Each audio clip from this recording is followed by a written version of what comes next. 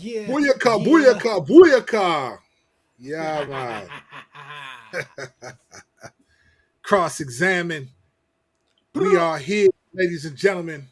We are back Yes. for a whopper of an episode today. This is the BK the Whopper with cheese, no mayo, no tomato.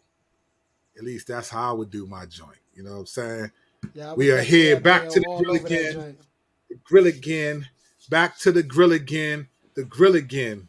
Yeah. You know what I'm saying? I don't know if people know that we cross-examine, we talk rap, we talk life, we talk We social talk. media, we talk Christ, we talk everything and got Ain't proof got proof. because we're cross-examined and you can't handle the truth. Nah.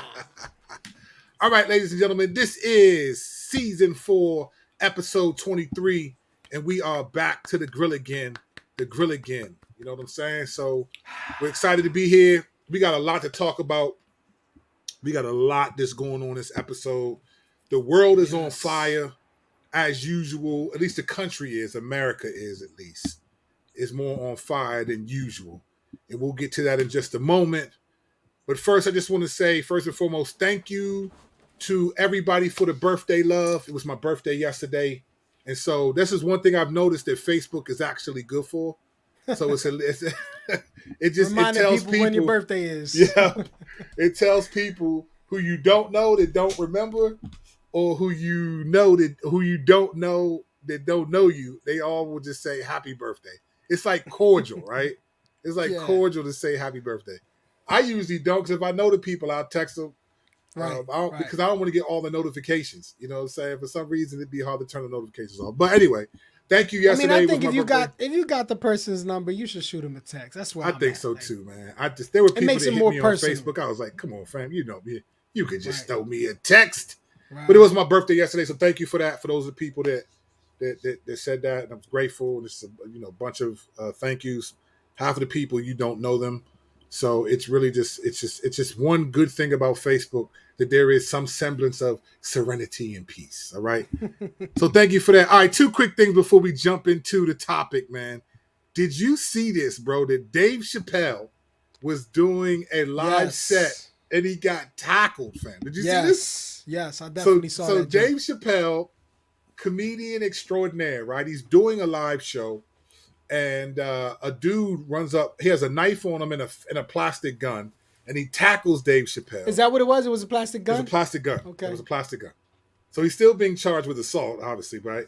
But it was a plastic gun. He runs up on stage while Dave Chappelle's cracking a joke, tackles Dave Chappelle, right? It's crazy. Bro, he bodied him like a football tackle. No, he hit him, bro. It was a real joint. It was 3rd and long. You know what I'm saying? It was a real joint. He blitzed. I mean, it was a blitz. Yeah, he lowered his shoulder and everything. It was like, it was a blitz. I mean, it wasn't what Chris Rock got. That's for sure. You know? Not at all. This dude, but then he got stomped out though. Yes. I mean, it was Jamie Foxx and some other comedians. So a lot of those dudes are like real well dressed dudes. So it wasn't like some dudes with some Timbs up there. These dudes had on some wingtips, some Gucci loafers. That still hurts. That still hurts. You getting stomped out. Yo, them shoes is hard on the bottom, them shoes fam. hard, bro. Them shoes they hard. Hurt. Yeah. There's probably a girl up there with some Christian Louboutins on stomping about. I know Chappelle was bragging about it too. He was like, man, I've been doing comedy for 30 plus years and I ain't never stomped nobody out backstage, but I just did. Shit, it was on stage too. Yeah. And then Dave Chappelle said it was a trans woman. Yeah. He was a trans man. Oh man, he is not going to let that go. He's terrible. Chris Rock yelled out, he said, was that Will Smith? Yeah, right. Nah, I loved it, bro. I mean, not that it happened, but I love the reaction to it. Like, keep the party going, you know? Because for all intents and purposes, it could have been a trans. And, I don't know if he knew what was going on. It happened so fast. And I think, your life is in danger. Like, you don't know if this person is going to just pull out the knife, stab you, whatever. So, So, I mean, I know one thing. That dude was not transparent. Because they saw him. He wasn't transparent. They saw him. He caught it. No, he caught it. For sure. He definitely wasn't transparent. And I know, but as hard as he got stomped, he probably saw the transfiguration, because I'm sure the light came He got transfigured. He got transfigured. That man. That man He came blew out it. looking like the Elephant Man in the picture afterwards. He was on the He stretcher. blew it. His face was all mangled up. So, shouts to Dave Chappelle. And I love that he kept the humor going. All right. Also, before we get to this issue, one more crazy joint. This is crazy, right? So I don't know if you saw this. So Drake was all right. So after game 1 of the Golden State Memphis Grizzlies game, Ja Morant's dad was there, T. Morant. I didn't know who Right. this dude was. I just saw him Right. on TV. He was He's sitting pretty beside Yo lively on the Gotti. sideline too. He's pretty lively. Like, Yeah, he's loud. No, he goes hard, right? Because I yeah, haven't, he definitely does. I haven't seen a lot of, Memphis Grizzlies games, even though Ja Morant is just a monster. Fam, right? I see his he's- highlights. You know how big of a fan I am of Embiid, but Ja Morant right now, fam. I mean, he is arguably the most exciting player to watch in the game. Bro, let's go back to Yeah. third base, old school. You get Yeah. the gas face. Yeah, the gas face for sure. So I've been watching the playoffs. I've been loving watching them. So I didn't know who the dude was. He looked like a cross between Lil Jon and one of the 3-6 Mafia. I didn't know who he was. Right. So anyway, I thought he was a rapper at first too. yeah, I thought he was a rapper because he down was sitting there. beside Yo Gotti the whole game. Right. Right. And Yo Gotti's from Memphis. So after the game, Drake put out a tweet or Instagram. I think it was on Instagram.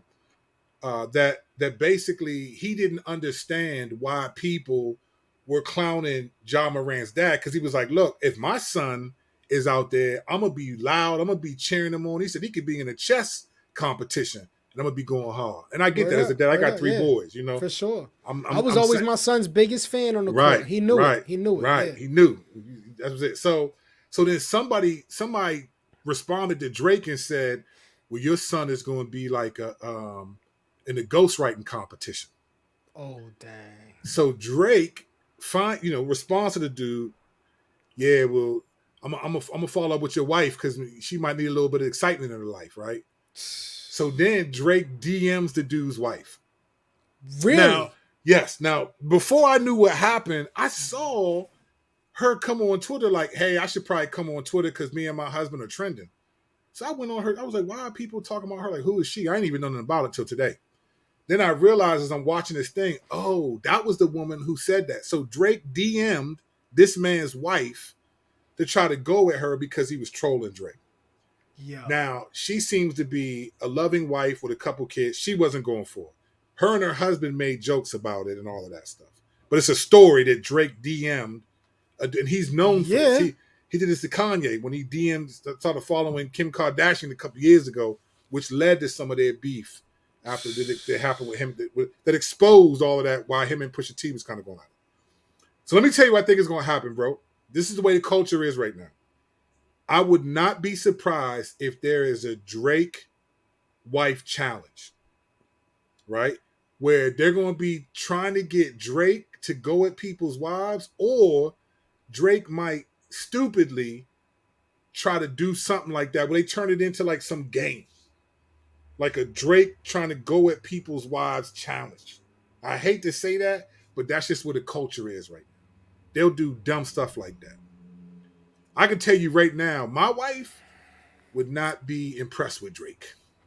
Yo, if anybody DMs my wife on that tip, Right. it's a problem. It's a problem. You know, I mean, she might beat y'all up. You know what I'm saying? Real rap. We'll find you. But I just think that's just how low that's how arrogant, right? These people that's are. ridiculous. Because here's the thing, though. It's one thing to DM a man's wife, right? It's another thing to actually think that when you DM her, because you're Drake, she's going to respond. Yeah, it's going to pop right? off. How arrogant are you that you think this is an indecent proposal, fam? Like, in all honesty, like, the dude took it, he wasn't tripping, and his wife, at least that we know of, right? But, man, that's crazy because, like, people think they can't get touched. Like, you DM the wrong dude's wife and something pops off, he'll find you. Like, people can find you. It ain't hard to find Drake. Like, when Toronto's in the playoffs, it's not hard to find him. It's not hard to find him, you know? Be careful, you know what I'm saying? Because if they can shoot and assassinate the president, they can kill you, fam. Like, you better be careful. This is a come to Jesus moment, Drake. Because if the husband doesn't find you, the Lord definitely is. So you better get it together. So anyway, Drake is tripping. You can rap, but you ain't got that much rap game that you're going to get that. Nah, he's definitely tripping. That's bugging. That's all donkey right, of the day status type joint. let's talk about the world is on fire. America is on fire. All right.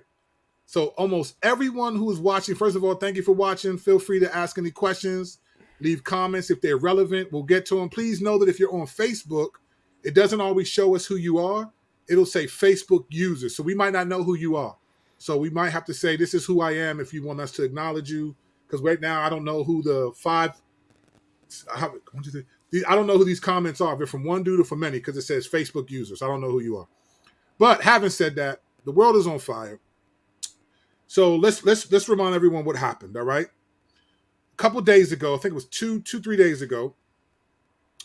SCOTUS, it was a majority. It was a draft of a majority opinion on a Supreme Court decision about Roe v. Wade, and apparently, the majority opinion was written by Samuel Alito, and it basically, we're going to give you some quotes, says that they're going to strike down the Roe v. Wade from how we understand it in terms of the federal aspect of it, right? So Politico was the webzine that was first given this. They broke the story, all right? So we see this in Politico. They broke the story, and it has lit a fire in America where the reality of abortion, everyone is talking about this right now. And so we're going to read a couple of quotes from the article just so that we're all on the same page, even though many of you know that. But me and Strack are going to do something that I don't know if I haven't seen a lot of people do. We're going to take you back. We're going to walk through all of it and then give you some things that I think we need to be paying attention to that we also don't hear a lot of people bringing up. And yes, that's a shameless plug for why you should listen to Cross Examine. You can't handle this truth. All right. So here is some of the language from the Political article that's also quoting from the majority draft. It's a draft opinion. So by draft, what that means is, first of all, it was written in February. It was leaked by someone. And we're not going to get into the conspiracy theories on who leaked the story. But the leak, this has never happened before. So this is unprecedented that the leak came out. But it's a draft, right? So a draft does not mean that this is what's going to happen in a couple months when they release their opinion, because their language could change, and sometimes they've been known to change their actual position. Supreme Court justices have been known to change their mind. Who's to say unlikely? Huh? It's highly unlikely. It's highly unlikely, but who's to say that with all of the stuff that's happening right now, that they don't think, hey, man, this might not be the right time for this? And who knows? We don't know that. We don't know. Yeah, I mean, I was speculating as to that. That possibly being the reason why it was leaked. Because, the whole swaying of opinion in society. Sure. Now, some people, if you're on the right, they think the left leaked it because they wanted to warn the left about what was coming and get them outraged and all of that. So that's one conspiracy theory. Personally, I personally think, I can't prove this. Only the Lord knows, and the person who leaked it. We don't know. I personally think, though, it was leaked intentionally, not by the left or the right, but to get a feel for how would culture respond to this. Like, I wouldn't be surprised if we found out that some Supreme Court justices approved of this being leaked because they knew that it was such a volatile that would be crazy issue. That would be crazy. But at this point, if they were involved at all in the leak, that would be bananas. So I'm going with that. That's my vote. I'm going with them. You know what else is crazy, though, is how the left did capitalize on this joint financially. 100%. Quickly. They started sending out like, yo, we need money to stop this from happening. Send us money. And there was millions of dollars racking in real quick. And I'm 100%. Sure the right probably did the same thing on their own way. But, Kira said this: I heard that SCOTUS may have a practice of doing drafts of both sides of the opinion before the final opinion is decided. And I think that makes sense. That's accurate. Makes sense. Yes, that's accurate. All right, so let's read some of what was said in the article, and then we're going to go through some of this stuff, some other things that you may not know about Roe v. Wade. All right, let's start with here. So the draft opinion this is a quote from Politico, is a full-throated, unflinching repudiation of the 1973 decision which guaranteed federal constitutional protections of abortion rights, and its subsequent 1992 decision, Planned Parenthood versus Casey, that largely maintained the right. All right? So essentially, it was guaranteed federal protection for abortion, which means you can go to any state. You cannot punish people for having abortion. Now, there were states that were able to make some restrictions, but largely this decision, which was 7-2 vote by 5 conservatives, 2 Democrats, a conservative and a Democrat didn't go for it. So it was a 7-2 conservative vote that abortion should come in. So I tweeted this the other day. I said, if a conservative SCOTUS is ending abortion, then it makes it sweeter because it was a conservative SCOTUS that made it happen in the first place. So it's basically circling back to the same ideology of people that actually put this into place. Right. All right, so that's the decision. But the decision has not been made yet. So as Kira alluded to, it hasn't been made, and what was written could be amended. So here's another quote from the actual article. It said, deliberations on controversial cases have in the past been fluid. Justices can and sometimes do change their votes as draft opinions circulate, and major decisions can be subject to multiple drafts and vote trading, sometimes until just days before a decision is unveiled. The court's holding will not be final until it is published, likely in the next 2 months. All right. So this is important to know because what you have, there's so much to talk about. We're going to have a crazy night because there's a lot to talk about. What's important to realize is this. The decision hasn't even been made yet, right? So this could change. This is why I think it was leaked intentionally, and I think justices knew about it so that they could get a feel for how it would, because we're at such a volatile point in our culture that I think there was a sense of, let's just see how people will respond. But I'm probably wrong. The reality is, though, these things could change. Testing the waters. That's why I think that happens. There's a lot that goes on that we don't think goes on because we just think people wouldn't do that, and people do that. All right. So here's some quotes from the actual draft. It says this. This is from the article. A George W. Bush appointee who joined the court in 2006, Alito argues that the 1973 abortion rights ruling was an ill-conceived and deeply flawed decision that invented a right mentioned nowhere in the Constitution and unwisely sought to wrench the contentious issue away from the political branches of government. All right. Roe's survey of history ranged from the constitutionally irrelevant to the plainly incorrect, Alito continues, adding that its reasoning was exceptionally weak and that the original decision has had damaging consequences. There's one more quote from Alito. The inescapable conclusion is that a right to abortion is not deeply rooted in the nation's history and traditions, Alito writes. So this is strong language from Samuel Alito, right? Conservative justice appointed by Bush in 2006. Strong language. That it's deeply rooted, is not deeply rooted in the history, which I think is fascinating. But we'll get back to that another time.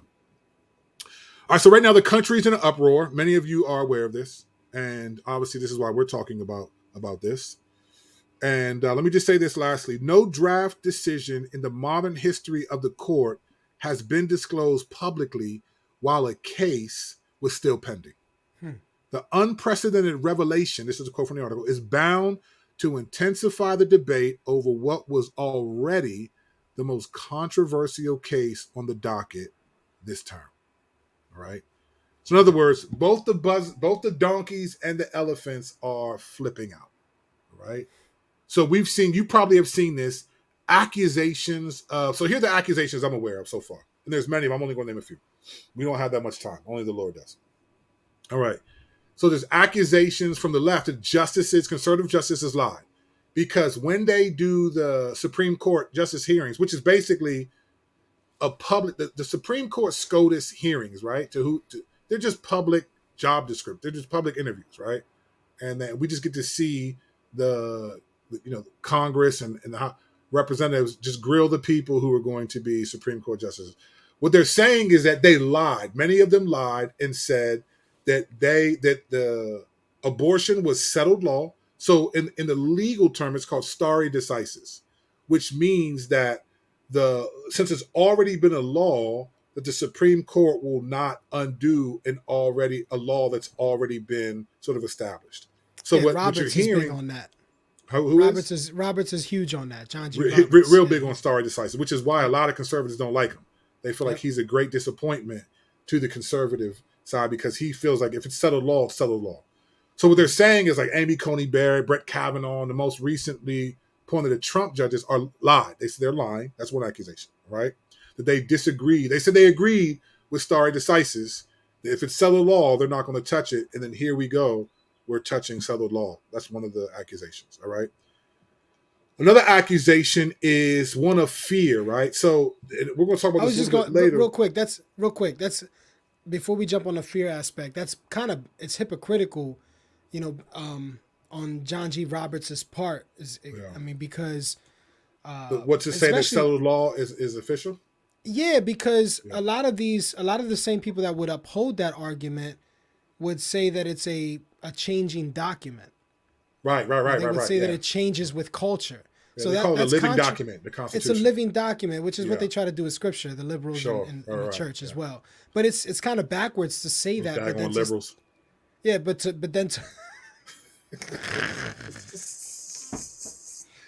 the liberals. It's them. You did it. But I'm just saying it's hypocritical to hold both standards. I think it just doesn't make any sense. Yeah. No, I agree with that. I think it's there. So then you got also, so sort of there's a lot of, I'm going to say this now, but it'll make sense later on towards the end of the episode. But a lot of politics, the strategy of politics is fear. For sure. The goal of politics is power. Mm-hmm. The strategy is fear, right? So it's like, they're going to destroy democracy. They're going to do everything. So now the next thing is a fear of the end of gay marriage. If they overturn that, then gay marriage is settled law. A fear of contraception. Some people have even said they may overturn interracial marriages, that law. Just like. That's crazy. That one to me is the dumbest thing I've ever heard. Yeah, that's pretty funny. Like, first of all, like, it's too many people that got jungle fever right now. It's just too many people having sex with people that ain't ethnically related to them. That ain't happening. Milano is probably the fastest growing race in the United States, fam. Listen, when I was in high school and you dated a white girl, dudes used to be like, hey, look, we all black when the lights go out. I hope that term ain't offensive. I hope they understand what we mean. We're not trying to market it. We're just talking about the reality of interracial family dynamics. Right. It's just there's no way. Even if you pass that law, they said that.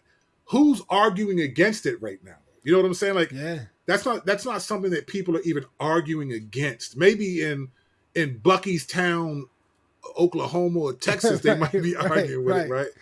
Maybe in Back Creek Water, West Virginia. And if you're there, we appreciate y'all watching. But again, that might be where. But no one's arguing against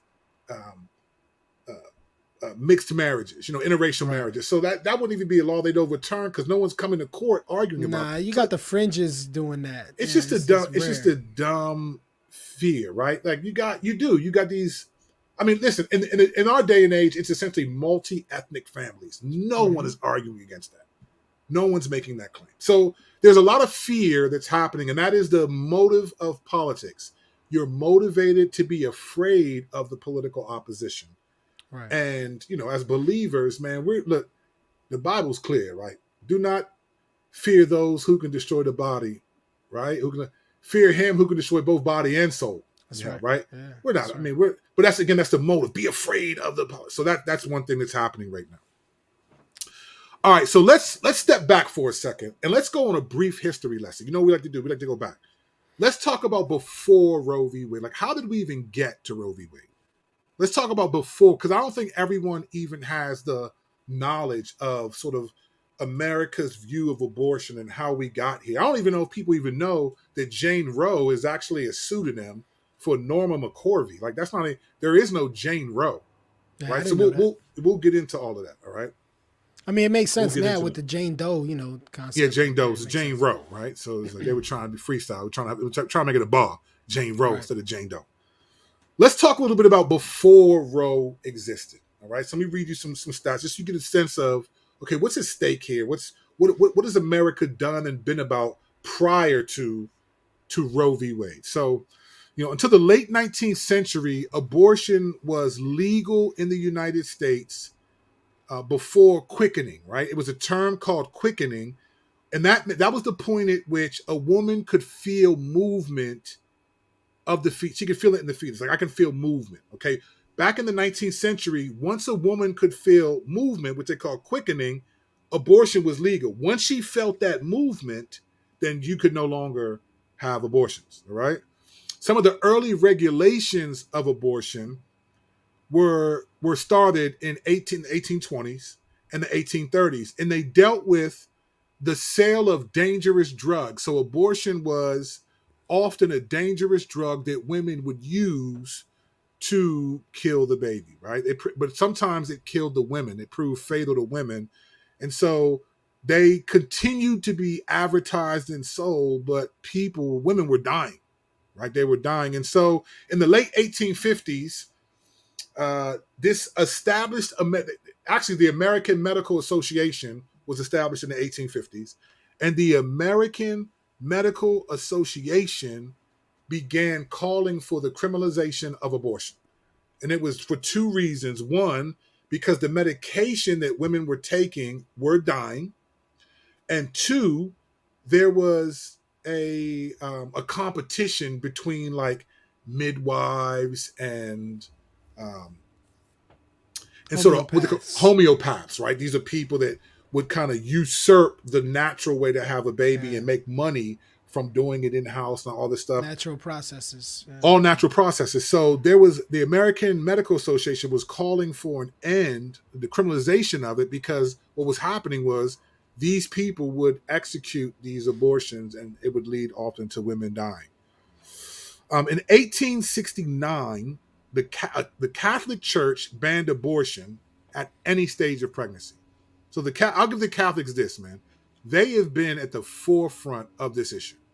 They've been, Mm-hmm. when it comes to human rights, and not like pro LGBT, but I'm talking about like abortion, slavery, Jim Crow.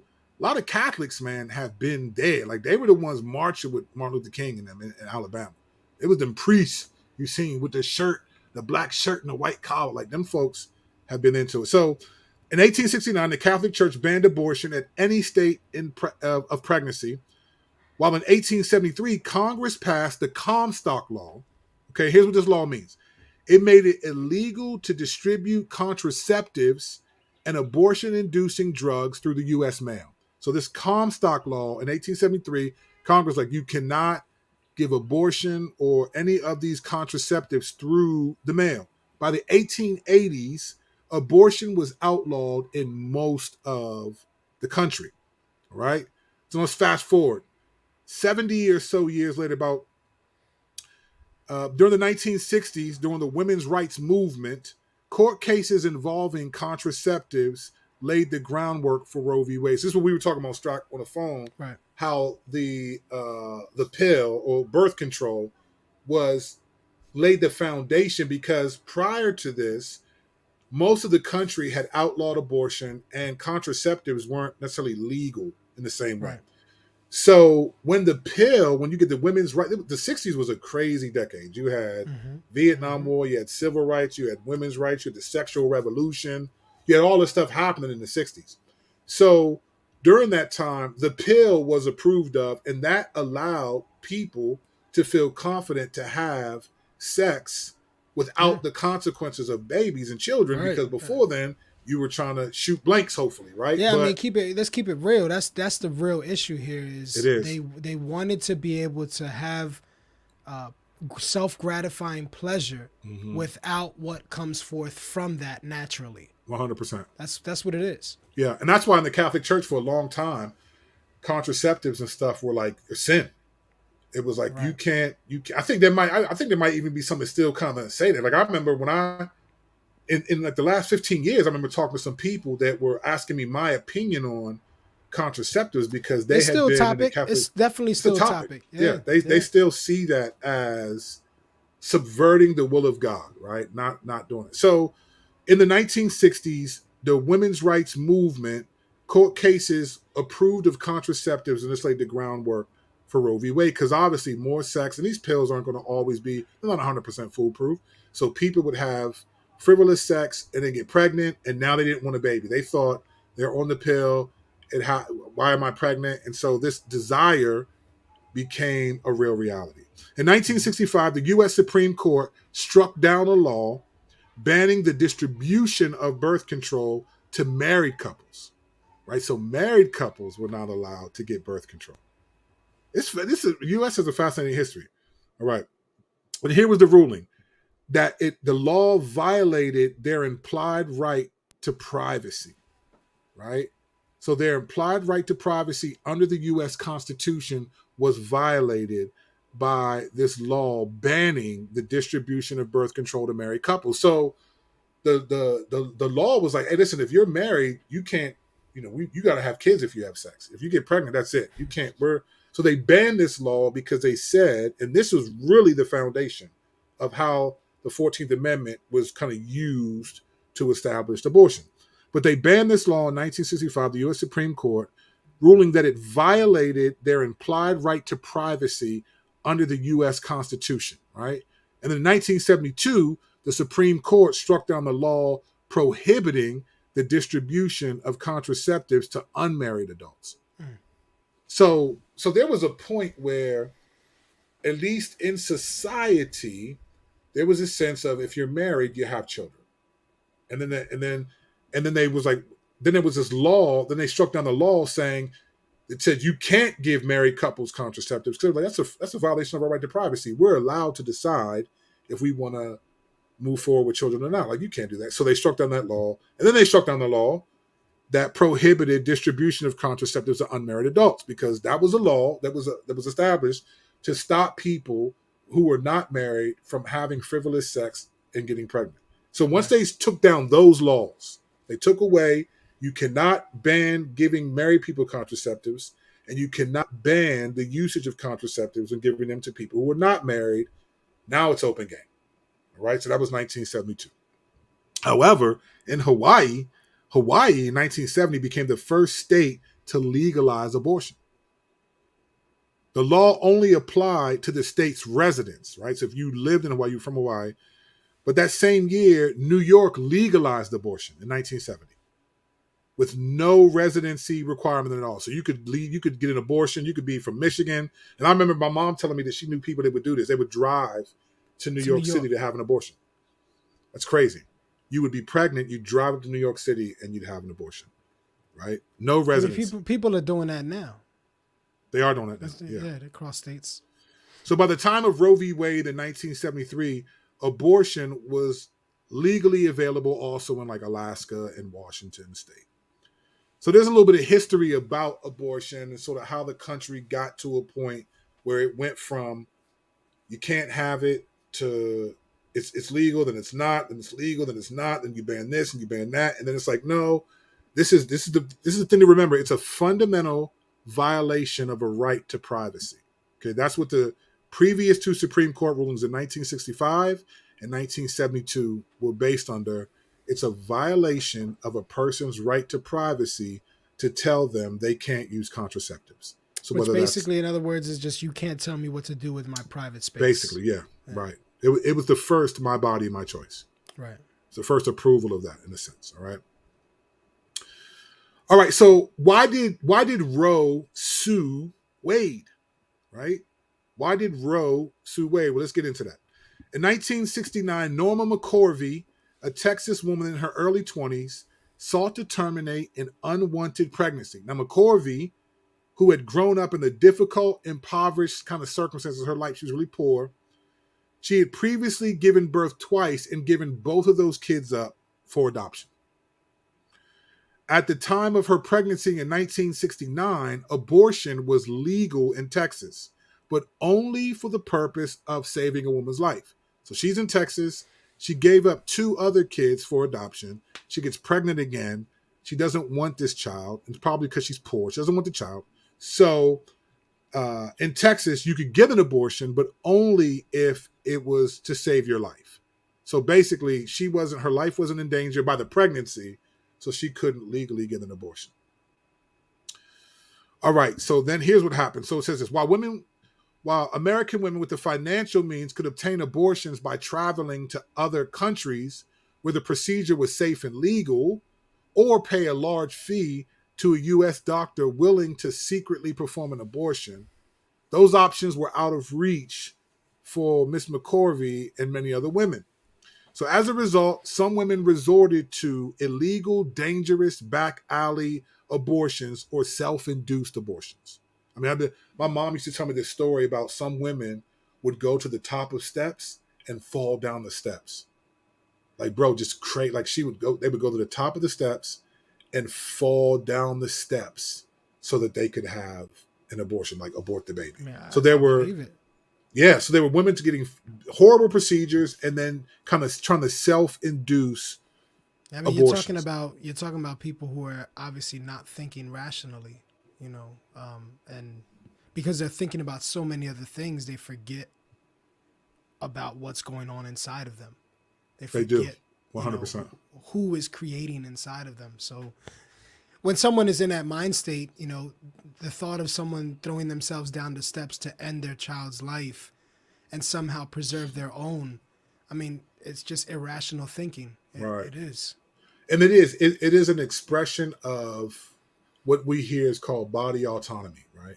Yeah. That's the expression. It's an expression of that where I'm going to throw myself down the steps or get an abortion anyway by any means necessary, right? So this is the idea that's happening is going on.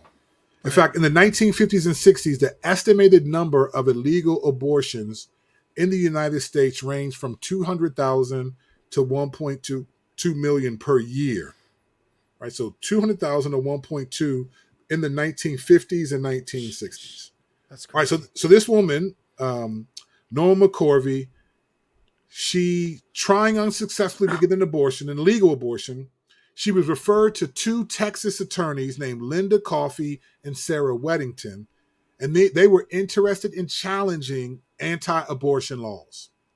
Now, in the court documents, McCorvey became known as Jane Roe. They changed her name to Jane Roe to protect her identity because this was a big deal.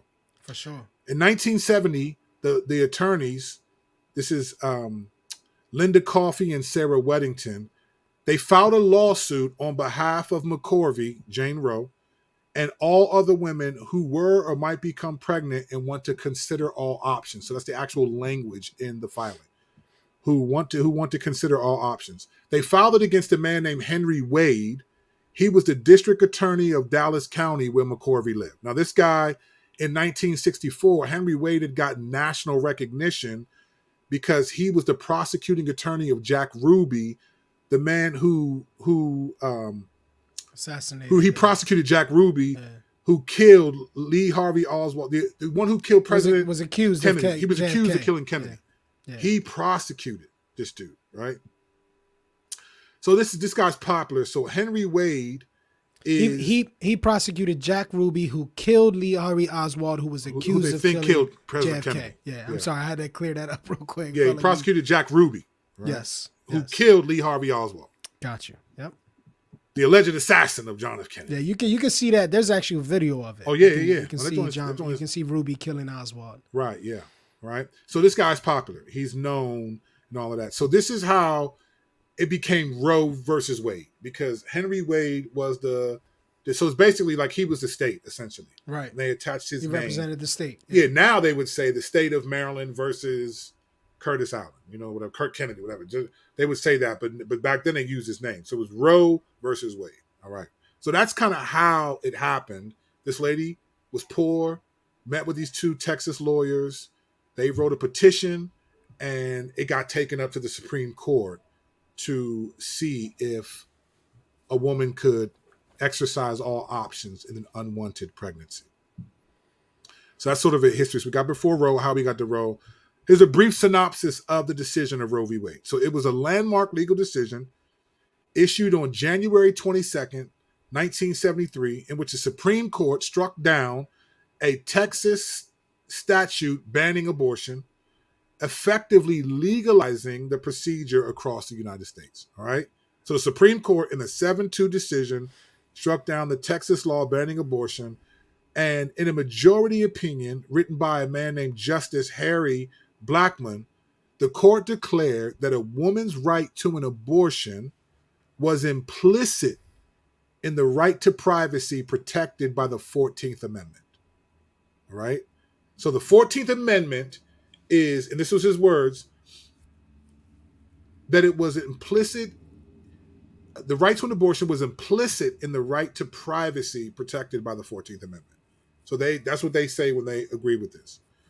So the court, here's what the Supreme Court divided pregnancy into 3 trimesters. You know what I didn't look in is were these 3 trimesters typically used prior to this decision. I didn't look into this because the court divided pregnancy into 3 trimesters and declared that the choice to end a pregnancy in the first trimester was solely up to the woman. So here's where the arguments, 12 weeks or 15 weeks, right? That's where all the arguments are at. The Supreme Court in this decision in Roe v. Wade determined that 3 trimesters are what is going to be considered, and the first trimester is up to the woman. In the second trimester, the government could regulate abortion, although not ban it, in order to protect the mother's health, right? So they couldn't ban it, but they could regulate it. They had this is in the Supreme Court Roe v. Wade decision. In the third trimester, the state could prohibit abortion to protect the child, a fetus, that could survive on its own outside the womb, except when the woman's health was in danger. So understand, when Roe v. Wade was passed, part of it wasn't just, this is kind of fascinating. It wasn't just the Supreme Court's decision. They broke down pregnancy into 3 trimesters. So these 9 people determined 3 trimesters. First trimester, a woman can make a decision to have an abortion on her own. Now, mind you, back in the 1800s and 20s and 30s, in the quickening law, a woman, once she felt that in the fetus, which could be anywhere between 8 weeks or 9 weeks, sometimes when we found out we were pregnant, my wife didn't even know she was pregnant until 7 weeks. Because you don't have your menstrual cycle, and then you wonder what's going on, and then you go get looked at, and you usually find out just 6-7 weeks pregnant. And then you're like, oh my gosh. And then a couple weeks later, you start to feel the flutters. So in the quickening law, you could do that, but in this Supreme Court decided the first trimester you can end the baby, all right, on your own. So there were no medical officials involved in developing this concept of the trimesters? Not as far as I know. Now, again, I'm not an expert on the decision. I did some research. So I'm giving you what I found as research. Right. That would be wild, though, if the Supreme Court just developed this concept of the trimesters for this sake only. That's what I didn't look into because this isn't what we do for a living. So I was busy. Right. But I didn't realize it would be wild to find out if we even have the understanding of the trimesters from this Supreme Court decision. That's what I mean. Yeah. That's what I mean. Yeah. That's what I was saying earlier. So I don't know if they got any medical advice to come up with that decision, but they essentially divided pregnancy into 3 trimesters. First trimester, woman could have an abortion on her own. Second trimester, the government could regulate the abortion, although not ban it. So they could say, hey, you can't do this. It seems real arbitrary. It just kind of, it's like, we decide whatever we feel like it. That's kind of crazy. So that's what's okay. It's funny that you say that, right? So that's what's crazy, right? Is that it wasn't like, okay, we approve of this. It's federally protected, but the states have to determine that's not what happened, right? It's first trimester, a woman. So even if the state disagrees, the Supreme Court says this can happen. Yeah, because they struck down the Texas law. So they struck down the state. So the federal automatic became the top dog. Right. Which is really, really fascinating. All right. So then you have second trimester, the government could regulate but not ban it. And that's usually in order to protect the mother's health, right? In the third trimester, the state could prohibit. So this is where the state can get involved now. In the third trimester, and that's just clear, the baby's showing. I mean, it's clear you're pregnant, It's clear you have a living organism It's clear. Not that it wasn't. It's not that it wasn't a living organism prior to the third It's trimester. just obvious on the outside as well. Obvious. You're pregnant. You know. It says the state could prohibit abortion to protect the fetus that could survive on its own. So if a mother decided, I don't want this baby, and I want to, the state could say, I'm sorry, we're not letting you do that. And by being able to survive on its own, obviously you can't just, a baby's born, just leave it there. All right, man, well, go ahead, man. Good luck in life. No, of course you got to provide for the baby. But there's states that'll let that happen, fam. They will let that happen. They will let the baby die on a tray. Let the baby die. Like, I just... Yeah, it's wicked. It's wicked. I think that's what makes this topic so crazy and so divisive and emotional, is because we consider the unborn as so, like, they need protection. They need to be cared for. Like, they're encased in another person for their protection. You know what I'm saying? Like, from conception until birth, they're encased in another person for protection. Yeah. It's ridiculous. But, I'm going to say this, and I hope this doesn't sound insensitive to what you're saying, because I'm not, because I'm repulsed on one level, and I'm in 100% agreement with you. I tweeted this, and it's actually, this tweet is gaining some traction, which is always fun. It's getting a lot of retweets, but here's what I'm just going to read what I retweeted. And this is what I honestly believe this to be true.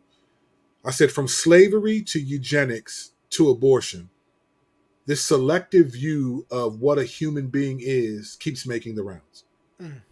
What's shocking is that people are shocked that the unborn aren't seen as people, when we have a history of not seeing people that were born as people.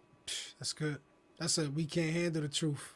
Like, that's a reality. And I said that because as I sit around and think about how many people are outraged, it's like, fam, we haven't even seen people that were born. I mean, slavery, that's one. Eugenics was another thing. I think we did some of that. We did a little bit of an episode about it on season 3. We need to do an episode on eugenics, because eugenics paved the way for Hitler. One of the top eugenicists. Remember that? One of the top eugenicists from California left and went to Germany and taught the practices to Hitler, and that spawned Hitler. And that came from America, fam. Yep. Like, eugenics is not a game. And so then from eugenics comes Planned Parenthood. Hitler took the concept of eugenics that was developed here in the United States and compounded upon it. And then we took what Hitler did and added upon it. You know what I'm saying? Like, it was like we swapped ideas. You know, the eugenics people in the United States and Hitler, he loved the idea of eugenics. He thought it was amazing. That's what his whole concept was on getting rid of the Jews. So let me make sure that we understand what people know what eugenics is. So eugenics was basically forced sterilization. But it wasn't just it was forced sterilization of the undesirables. So the people, and I'm talking about, Google, look this up. Like, this was actual business. Like, in the turn of the 20th century. Acceptable business. Yes. So they were sterilizing African Americans, indigenous people. They don't like to be called Native Americans. All right, indigenous. Anyone who didn't fit a particular bill, which was Puerto blonde Ricans, hair, blue eyed. All of them. We lost a third grade class. An entire third grade class was just gone. Because what they did was they gave you these shots so that you could not have children. They only wanted a certain kind of ethnicity, which was blonde hair, blue eyed, kind of Nordic sort of look, like you grew up with Thor, right? That was the mindset of the kind of people that they wanted to bear children, because they were the better of society. That was what eugenics was. This was a truly American reality. That mindset went to Germany. And so Hitler was like, nah, we need the master race. That concept did not start with Hitler, it started in America. So you have this history of slavery to eugenics to abortion. And so what a human being is hasn't been accepted for people outside of the womb. So I'm just surprised that people are surprised that people don't accept babies that are in the womb as human beings, when you didn't accept people who were functioning outside of the womb human beings as human beings. I mean, it's a So there's lack a spirit of the age here that we're talking about. yeah. It's a denial of the Imago Dei. It's a 100% denial. Yeah. And so this is what. So I'm not saying don't be outraged. I'm not saying there isn't a place to be disappointed and stand your ground and for what Just you be think is right. consistent in the outrage. But that's what I'm saying, though. Yeah. Why is anyone shocked? Like babies is just the natural transition from first slaves and then immigrants and then it was all to create sort of it makes total sense. Planned Parenthood was, let's go after the black folks. We definitely don't want them to because there's always been a fear of if people procreate, like Margaret Sanger, let's stop these people from procreating, but it never stops there. It's always that there's been nothing but, and this is why I get sometimes, we're going to talk about this in a second. This is why sometimes I get tempted when people talk about, don't get me wrong, I'm grateful. There is no other country that I would rather live in. And this is the freest black people have ever been. If anyone thinks that black people are still under, man, as a grand concept of America, you just are lying to yourself. Do you know why they never show black people in like Back to the Future, like going back in time films? Because we ain't got nothing to go back to, fam. There's no period of time that I would want to go back to because I wouldn't feel safe longer than my lifespan. You know what I mean? Yeah, you could do it, but like, so this is the freest black people have ever been. I get all of that, right? That being said, our nation has a history of, with compliance of even using biblical truth to deny the Imago Dei. Yeah. And if we're going to be honest, evangelicals didn't even get involved in this until the late 70s. It was the Catholics that were the first offended. Now go back and listen to season 3 of the episode on abortion where we walk through some of this. They didn't even get involved in this until later. Like the SBC in their 1973, 1974, and I think 1975 charters approved of abortion for a couple of reasons, right? So don't get me wrong, people change and people grow, but let's not act like many evangelicals have been really upset about this from the beginning. No, they haven't. It was Francis Schaeffer was the main evangelical with a scientist traveling the country showing movies to Christians about what happens in an abortion to rally people to abortion. Jerry Falwell got involved because he was offended that Richard Nixon's attorney general told him and Liberty University and Bob Jones and all these other that you need to integrate black people or else you would no longer have tax exempt status. This is all documented. I mean, that's a whole different ballgame. So this idea of, we've cared about this, that's not really true. The abortion issue became an issue as a way to get vengeance back against the government. And so the religious right got Ronald Reagan elected, won, and then it became, this is our issue. You got to stick with the issue. Well, I think what you said, as far as, bringing this back to the Imago Dei and what you talked about, we shouldn't be surprised no one cares about children in the womb. Those things need to be said because we have a tendency to consider the baby more than another person. We do. I mean, if you think about it, like, who you gonna save if there's a car accident? A baby in the back seat or the mom in the front seat? Right. More than likely, you're gonna save the baby first. You know what I'm saying? That's just normally what you're gonna do.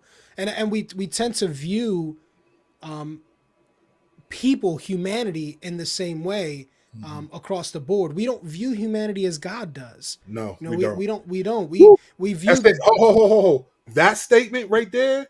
That if you don't hear anything else that we say on this show, what Strack just said right there, we don't view humanity the way God does, or anything. That is this. What'd you say? Or anything. We don't view anything the way God does, but especially humanity, because that hits. That's the real issue. As a matter of fact, we got a comment from Richard. This is what he said. Pro-life should be from womb to the tomb. I agree. Amen. This is the point you're getting at, Strack. Yeah. Evangelicals seem to focus on pro-birth only. Pro-life is also concerned with how different ethnic groups are treated in justices. Yeah. brother. I mean, we have a tendency to go that way. You know, we look at children as the most needy, the most that should be protected, and rightfully so. Like I said, they're encased in a human body. Yeah. But we have to step back and try to look at humanity the way that God has called us to look at humanity. He's called us to look at people, you know, the same way, whether in the womb or on their deathbed. Right. Going to the tomb, right? Yeah. So let me add one thing here. I was probably going to say this later, but I just think the time is here now.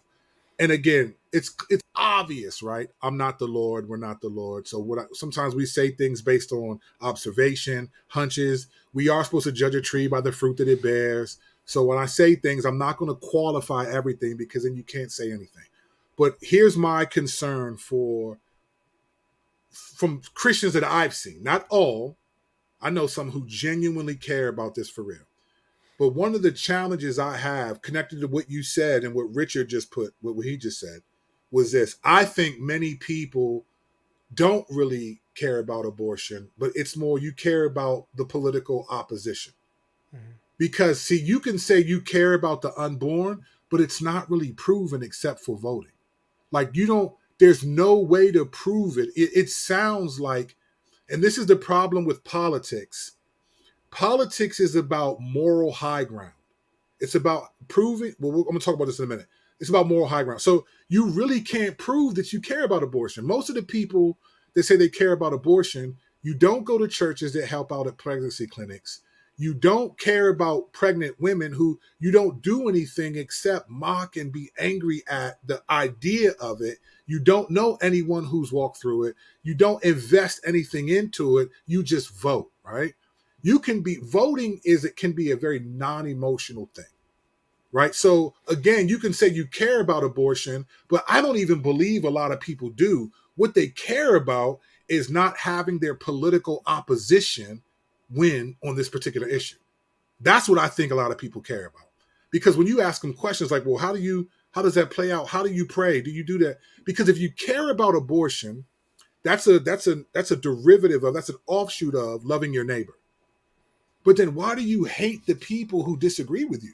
I think I would say it differently. Probably, I'd probably say, I think they do care about abortion, but I think they care more about their opinion than they do about abortion. So I think again, we're talking about millions of people, right? Yeah. So I think you're talking about some people, but I definitely am too. I think I appreciate you give people a lot of the silver lining in the cloud, and I appreciate that about you. That's a strength of yours. But I still would say that that's not everyone, bro. I think some people, because in all honesty, like, what's the evidence that you care about abortion besides what I mean is this. So most people, if you walk up and you ask them if they care about a baby being killed in the womb, they would probably say yes. You know what I'm saying? You would take their word for it. Most people are gonna say yes, like that. I don't want a baby to be killed in the womb. Sure. At least from the perspective we're talking about, as far as the people that would hold this position that we're talking about. Right. But I think they just hold their opinion and their political perspective at higher esteem. Sure. Than their actual babies being killed in the womb, and you see that in their practice. So if you're willing to. I'm just trying to lighten up, I think, what you're doing a little bit, because I think you're making it seem like they don't care at all. And I would say they do, but what they ultimately are doing shows that they don't care really enough. Okay, so Jesus would say stuff like, these people honor me with their lips, but their hearts are far from me, right? So he would say... I think that's it right there. So he would say there are people who give the appearance of it, but it's not genuine. I'm saying I don't think everyone who says it is genuine. I think you can easily, because abortion in our culture today are the most marginalized people, right? And so again, to go back to what I said, maybe what we said 2 episodes ago, there's a difference between cause and conviction. I think as a cause, people care about abortion. It's a political cause for them. But I think a lot of it is because the opposition, which would be the Democrats or the left, it's more about being against what they stand for, because it was conservatives who brought it in. It wasn't a liberal justices who brought it in, and it took a couple years before evangelicals even really cared about this. Yeah. They were rallied by a dude with ulterior motives, right? Mm-hmm. So again, I think people as a cause definitely care about it, but what we're talking about is a conviction, though. Right. See, my conviction is not, I don't just care about the unborn kids. I care about the women who make these decisions. Right. For I sure. care about my wife right now works for Catholic Charities, which is helping pregnant women work through this. So Mm-hmm. we care about this issue on a personal level, right? My wife works for this organization. So I see people claiming to care about it because it's a safe thing to care about. But the Bible doesn't tell us to love our neighbors as if they're babies in the womb. It's to love everyone, right? Love our neighbor. But to the same people who say, I care about the unborn, which they're people, do not care about people outside of the womb. You're offended and angry. And it's like, to me, conviction is not just this. So I think a lot of people care as a cause. So you honor it with your lips, but your hearts are far from it. And you've reduced yourself to just who you vote for. And now you have a moral high ground because you think, well, I voted for this. Who did you vote for? And Yeah. it's like, yeah, but I'm actually with these people. I love these people. I care about these people. And I care about people who exist outside of the womb as well. That's the real problem. Now, I'm not saying to push back against even that. I think there is this understanding that if you say you're pro-life, you can be specific about what you mean by pro-life. I think the attacks against pro-lifers that say, "Oh, you're just pro-birth." Listen, there's a number of different kinds of cancers. I don't expect everyone, like when people wear those pink ribbons, they wear them for like breast cancer, For women, there's a lot of cancers out there. I don't hear anybody doing no 10K marches for testicular cancer.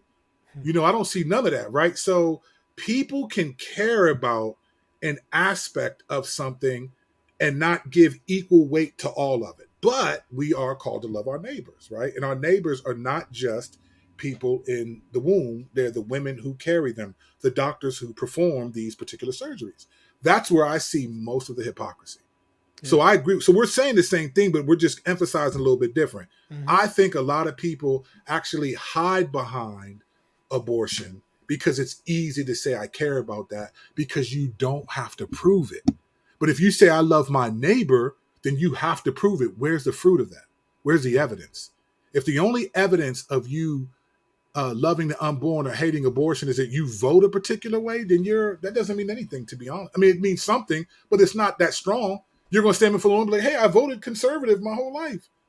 When the whole time conservatives voted against ending abortion until recently. So yeah, I think voting has pretty much taken the weightiness of hitting the like button. 100%. Voting, politicization has become the new evangelization. That's what it is. It's just, it's that. It's like it's my morality. Again, we'll get to this in a second. All right, so what happens? What overturning Roe means functionally? Because a lot of people are freaking out.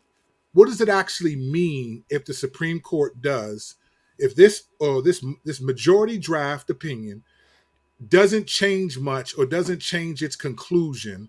Then what does this actually mean? All right. Let me read you a couple things that we looked at. So the immediate impact of the ruling as drafted in February would be to end a half-century guarantee of federal constitutional protection of abortion rights and allow each state to decide whether to restrict or ban abortion. All right. The overturning of Roe would almost immediately, lead to stricter limits on abortion, abortion access in large swaths of the South and Midwest, with about half of the states set to immediately impose broad abortion bans. Any state could still legally allow the procedure, right? So what it essentially does is it's not the end of abortion. It's not the changing of anyone's heart. It just says you're going to deal with it on a local level, state level. Yeah. That's going to make state politics insane, bro. Mm-hmm. That's going to make your local, national politics is going to change a lot because it's going to be state politics. It's going to be where it's at. All right. So it's just saying the Constitution, if they strike this down, they're just saying there is no federal protection for abortion. It's now state. So if Texas says you can't, and Connecticut says you can, then if you want an abortion, you got to go where you can. That's essentially what this is. Now, they could create laws that ban you from leaving the state to have an abortion. So a lot can happen once sort of the federal covering is gone. And that's some of the outrages coming out. Let me give you an actual quote from Alito, what he said, the guy who wrote the majority draft that was leaked by Politico. Well, they got the leak. They didn't leak it, but they got it. He says this: the Constitution does not prohibit the citizens of each state from regulating or prohibiting abortion. Now, let me make sure you understand what he says right here. The Constitution does not prohibit, it doesn't stop, the citizens of each state from regulating or prohibiting abortion, right? He says Roe and Casey was the 1992 Planned Parenthood versus Casey case. You Google that. Roe versus Casey arrogated that authority. Roe and Casey arrogated that authority. We now overrule those decisions and return that authority to the people and their elected representatives. All right. So it's essentially saying now a lot of politics is going to be really in the state. Governors, mayors, county council, all the people who influence the laws up to the governors are going to be like huge then, right? Yeah. Governors are going to be like hold a lot of power, more power. And what does this do to as far as taxpayer funding going toward abortion as well? That will be interesting because that's a good question. Because if a state, we need to do an episode on this, and I have someone who I think would be an expert in how to think through this. But I don't even know, like sometimes we talk about, I don't want my tax dollars. Who gets to decide where their tax dollars go though? Right. Like I'm unaware. Please, if you're aware of where you can determine where your tax dollars go, please let me know. Because I'm not aware of it. They take it and they use it for whatever they want. I just read an article that the government wastes, I think it was 42, it was either billion or it was I think it was billion a year on dumb stuff. Like I saw this thing that was like, they had these line items like 2.1 million. I think I said this before, right? Didn't I talk about this before? Yeah. 2.1 million on can a fly lick its toe? Like just studies on stuff that is just dumb. Stupid things. $42 billion. I'll get the right numbers in the I think what I'm referring to is it called the Hyde Amendment or something like that? Yeah, it is. We did an episode with our brother. So I think the reality is it could affect, if you live in certain states, your taxes might be different. That would be interesting to see if your tax bracket changes if you live in states that ban abortion. That would be interesting to see how that affects your tax status. All right, so we've given you all of the sort of political, historical background. That's sort of the flesh and blood kind of view of abortion. Now let's put on the non-flesh and blood. How do we think through this? And what are things that we need to pay attention to as believers, right? Because believe it or not, when, Ephesians 4 talks about, when it talks about like believers maturing so they're not tossed to and fro, it doesn't just mean like believing another religion, but you can be tossed to and fro even politically. I think what me and Strack have laid out in previous episodes and will continue throughout this year, Lord willing, and beyond, is sort of this idea of a theoletical, where we contrast theoletical gospel and theological.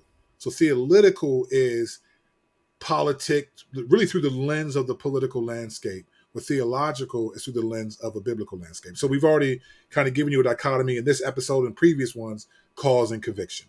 Cause is I care about this thing politically. Conviction is I care about this thing biblically. And that doesn't mean it means I'm going to obey it as best as I can in a biblical sense. So it's not just, well, I love the unborn, but I hate the Democrats and the left. That's not biblical. That's not theological, right? So the theological eyeglasses, I want to start with this. This verse is always significant. I mean, I think people don't realize that there's so many ways to conform to the ways of the world. Yeah, well said. There's so many different ways. Yeah, well said. There's ways to conform to the world that we don't give ourselves enough credit for. We always think, you know what? I'm glad you said that, because I think this is what I think, and I can't, obviously you can never say anything about everyone. Only the Lord can do that. But I think people, believers in particular, I think they think when you think about conforming to the world, they think about being non-Christians, like walking away from the faith. Right, backsliding. Yeah, backsliding. That's not what the Bible means by that. Right. That's an aspect of it. Right. Sure, you can do that, but there's also like Mark 4, right? People who are so care about the worries of this life and they're ineffective and unfruitful for the kingdom, right? That's a different that's I mean, being tossed to and fro. the bomb dropper is, if you can't love your brother who you see, how can you love the one who you don't see? Right. You know, like, And how that's can you what I love think. God who you don't see. And let me tell you something. Part of how you know your gospel is theological is when you hear that, if you think that doesn't matter because they're okay with killing babies. Yeah, like if your response is, well, loving them is telling them how evil they are. Like Yeah. you're missing the point. I in think that you're missing the text. point at all. Because I don't think the Lord does that to you. Yeah, you're missing the You point know, of that text. because it's not like you're not still evil. We're not still evil after being Right. saved. But the gospel says, no, you're a son, you're a brother, you're a saint, you're a part of God's family, you're a royal Right. priesthood, you're a co-heir. It says all these things. In fact, I'd make a case that in the New Testament, the word repent isn't even used for primarily towards believers. It's to do stuff like put to death this. Oh, and put on you've this made that case. Yeah, I did make it. Yeah, but I'm saying though, I mean, because it comes back again to us not viewing humanity the way God does. why it does. That's what it comes back to. So theological eyeglasses, we want to make sure that we can read the signs of the times. We have to be able to pay attention to what's happening. And this isn't just walking away from the faith, right? It's there are strongholds. So second, Corinthians 4 talks about, since the weapons of our warfare are not of the flesh, but are powerful through God for the demolition of strongholds, right? So there are strongholds that happen, and those are part of what it means to have to fight. This is why the emphasis in the Bible is renew our minds, keep renewing your minds, right? That's right. So having said that, here are a couple things that as believers, if you're a believer, here are a couple of things that we need to be careful of and pay attention to. All right. Now let me say this from the outside. I think this is established. It is good to outlaw unnecessary murder. For sure. Right. It is good. Abortion in 99.99% cases is unnecessary murder. Obviously, if the woman's life, if she'll die to have the baby, I think that's a real conversation you got to have. And I think that's different to me. I can't say with a clear conscience that if I knew if my wife has this baby, she's going to die, that I would not approve of it. I cannot say that. And if that offends some people, then yeah, no, that's one of those scenarios. The 14th Amendment would be helpful there. Yeah, right. It's privacy, yeah, man. Let them work out what's going on. I don't know if I would agree with Lord. that. But in most cases, abortion is unnecessary murder, right? Yeah. Abortion is also big business. Understand, listen, I'm a capitalist in the sense where I have no problem with capitalism. Even though I just think it's as evil as any other regime. I do not think capitalism is the squeaky clean, while socialism and it doesn't prevent evil. It doesn't prevent evil. And there's a lot of evil because capitalism in many ways provides for the love of money, which is the root of all kinds of evil, right? But abortion is big business, though. We have to understand what's happening. It's huge business. Big business. Yeah. This is huge business. I'm talking about probably billions of dollars. Pharma. I mean, this is big pharma. This is big business, bro. I mean, listen, they only operate like actual physical abortions like certain days out of the week, like maybe once or twice out of the week. Yeah. And yet that is what generates the bulk of their income, Planned Parenthood, across the board. Right. But they only do it a couple days a week. I know, isn't that They're crazy, open bro? the rest of the week, but they make all their money from those abortions. Yeah. Yeah. So it's the root of all kinds of evil, right? The love of money, right? It is big business. And when you live in a capitalistic society and everything is about privatization and the accumulation of wealth, you're going to find ways to make money off of things that are evil. It's just the reality. We have to understand that as believers, you can say all you want. We can compare America. Sometimes I think if believers stopped comparing America to other nations and compared America to what Scripture says, we wouldn't have such a high view of America. That's right. Like I'm glad to be an American. I love it. I wouldn't want to grow up anywhere else. But you know what though? Everyone loves their country where they're from. I mean, anytime you see some sporting event and you There's always watch a sense of people, pride. there's a sense of pride where they're from. It's not like, oh, only people are proud to come to America. Sure. Because you know why people want to come to America? Because it promises the ability to make capital. Mm-hmm. Right? That's the American dream, is that you can be rich. You can make money if you have the right people, the situations. So abortion is big business, all right? I mean, that's why the word says you can't serve both You God can't and God and mammon. mammon. I mean, you can't serve. And I mean, honestly, what was slavery? I mean, wasn't that what slavery was? Yes. Slavery was a worship of mammon. It was mammon of the it was Messiah. an evil that was Yeah. rooted in the love of money. Yeah, because here's the thing about abortion, right? You could have easily taken slaves from Africa, and don't tell me about, oh, Africa has slaves. Africa didn't say it was a Christian nation. You could have easily taken slaves from Africa, brought them here, and said, listen, we're going to we need you to work for us, but we're going to give you land though. We're going to, if you can help us, you're more skilled at this than we are. We're going to share this with you. You could have easily done that. It could have been a totally different American history, but you didn't do that. So it's like, it was about money. It was like, man, I could buy these people and they can do all this work. And so anyway, that's being that. Yeah. This is what I think we have to, as believers, this is what I honestly believe. And I think I could make a case for this in the Bible, but I'm not trying to pull verses. I would say this. But I firmly believe that we have to remember that we do not wrestle with flesh and blood, right? That's Ephesians 6. We do not wrestle with flesh and blood. And because we have a supernatural enemy, right, who 2 Corinthians 11 says he appears as an angel of light. Mm-hmm. Like, I think the one thing that believers have also, so I think if we compared America to the scriptures and stop comparing us to other countries. And I think if we remember that we have a supernatural adversary, right? The one who tempted Jesus, he's the adversary, is against us. This is why Jesus said, the gates of hell will not prevail, right? Yep. The reason why he said that, why? Because the gates of hell are trying to prevail. Do not forget that there is a non-flesh and blood war. Remember, the supernatural world, the spiritual world was created first. This world came after eternity, right? Heaven and all this stuff with God. This world is not the real world. It's a world that exists that God will redeem, but the supernatural world came first. We have a supernatural adversary who is trying to prevail, not over the institution of the church only, but by individual Christians who belong to the church and who profess to believe in the church. Yeah. And if he can't take you away from God's hand, right, then he'll at least try to make you ineffective and unfruitful for the kingdom. Distracted by so many things that you can't even fulfill what responsibilities you have. And don't think you can't be distracted. You read 2 Corinthians 2, 3 and 7, you see Paul he had written a letter to the Corinthians, the third letter, which we don't have. And it was so scathing that Paul said that God presented an opportunity for ministry for them in Macedonia, but he couldn't do it because he was worried about how the church would receive the letter that he written. It wasn't until in 2 Corinthians 7 where he announces that, oh, I heard that you guys received the letter. So Paul even was distracted from doing ministry because he was worried about how is the church going to receive this letter. We can be distracted from doing real ministry because we're worried about who's in office and who's this and who's that.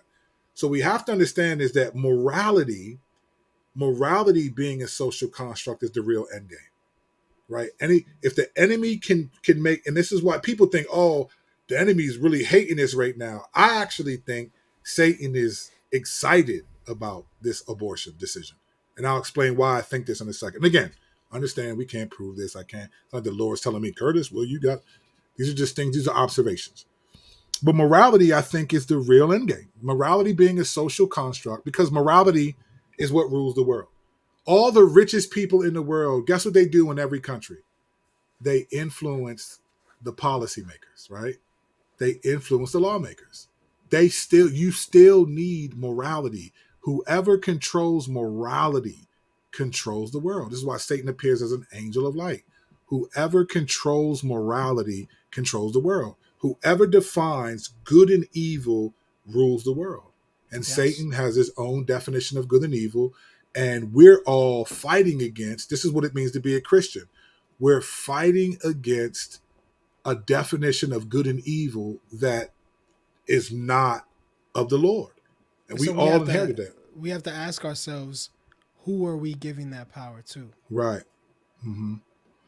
So let me give you a couple thoughts because I think the enemy loves this because morality being a social what Satan wants is that morality is so convoluted that it really is a social construct. Now, many people would be like, well, that's always been happening. Yes, but everyone would agree that this is an unprecedented time right now. Most people would say, non-Christians even will acknowledge this is a crazy time in U.S. history, right? Here's some things that I think we need to be concerned about. I think this decision, I think the enemy wants this decision. I think he's okay with this decision because it doesn't end abortion. It just makes people more divided and more angry in fighting in the local level. I think abortion on the national level, people have just accepted it as law and all of that stuff. But now there's going to be a new pressure and have a potentially greater impact on the church. So let me give you a couple reasons why I think this way, and Strike, you weigh in. The first, I think that this is going to cause further polarization, further division among believers. Now, mind you, when I talk about these things, I rarely am ever thinking of the world. So I'm not, because I expect non-Christians to act like non-Christians.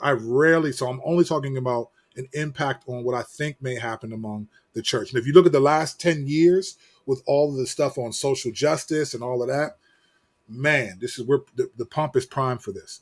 There's going to be further division and polarization. And let me give you some examples of what I mean. In 2018, John MacArthur said, it was 2020, I'm sorry, where he said, it was 2020 because we did an episode on it. You can't be no Christian would vote Democrat. This is what he told President Trump. No Christian would vote Democrat. So now with abortion being kicked down to the states, there is going to be significant pressure on believers to vote one way, even more than before. So there's no way now, if you're a Christian, there's no way you can vote Democrat because now that abortion is struck down, they're trying to make it, we have to get our state to give it, even though there's just red and blue states. There's just going to, like I live in Maryland. Maryland is a blue state. I can vote Republican all day, but the electoral votes are going to always go to the Democrat unless something drastically changes, right? But there's going to be further pressure to vote one particular way. And so I'm not even saying from the left. I think the right is going to be like, how could you vote Democrat? Because they're trying to maintain. We finally did it. We got abortion taken down from federal protection. Now it's our job to go at it on a local level. How could you not vote this way? Right? There's going to be pressure on Christians even more so. More polarization. How dare you not vote this way?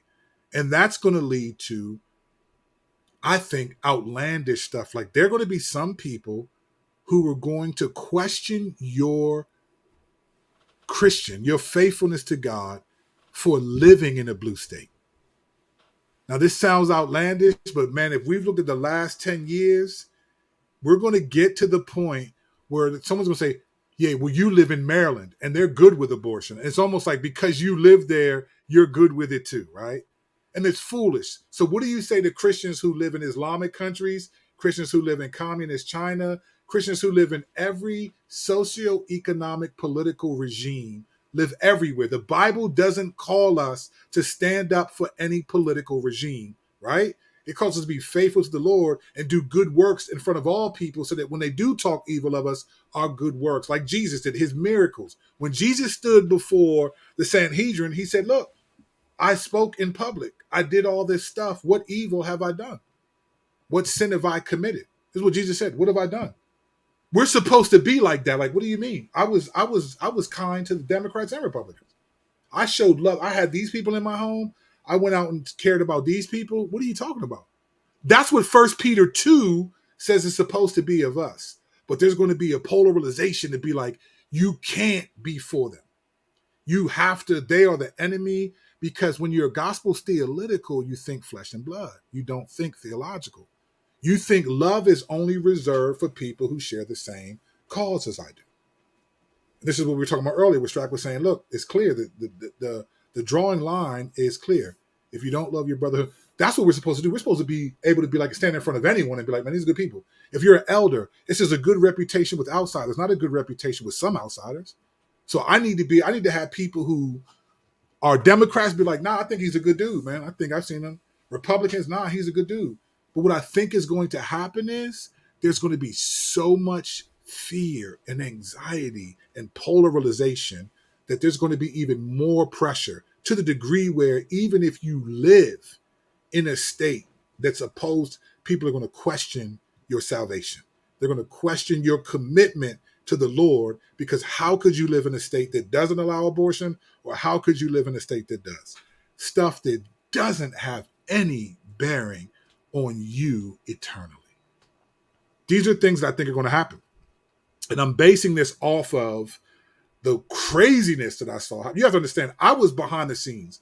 I knew a lot of these guys. I watched relationships crumble. Like, because you thought that these guys were supporting white supremacy, and you're calling these guys social justice warriors because they're saying I was like, are you serious, guy? And that was serious. So I think faithfulness is going to be challenged. There's definitely going to be an increase. We did an episode on anxiety last week. We'll have to do a couple more of those, fam. I had some people, we both had people tell us like, hey man, I appreciate that. Thank you for that. Needed that one, this and that. Or different people just got to me privately and said, thank you. I think it's going to be more of that, because the political motivation is fear. They're going to rule. They're going to do everything. They're going to come to you. But the theological motivation is political. It's fear. The theological motivation is faith. I don't have faith in the outcome of circumstances. I have faith in the one who is sovereign over them. Like, I'm not, listen, people think, they take this the wrong way and think, well, then leave the country. And it's like, first of all, my ancestors helped establish this country. I ain't going over there. Number one. Number two, it's like, I don't need to worship America to prove I love it. I believe in God. I worship the Lord who is, look, Isaiah 66, 1 and 2. The Lord said this: heaven is my throne and the earth is my footstool. Right? Yep. So if that's the case, then what does God care about a country? Why does God need the country to be taken back from him? He said, heaven is my throne and the earth is my footstool. Here, Lord, let's take back the country and wipe the bottom of your feet off. Like, what are we talking about? Like, I'm not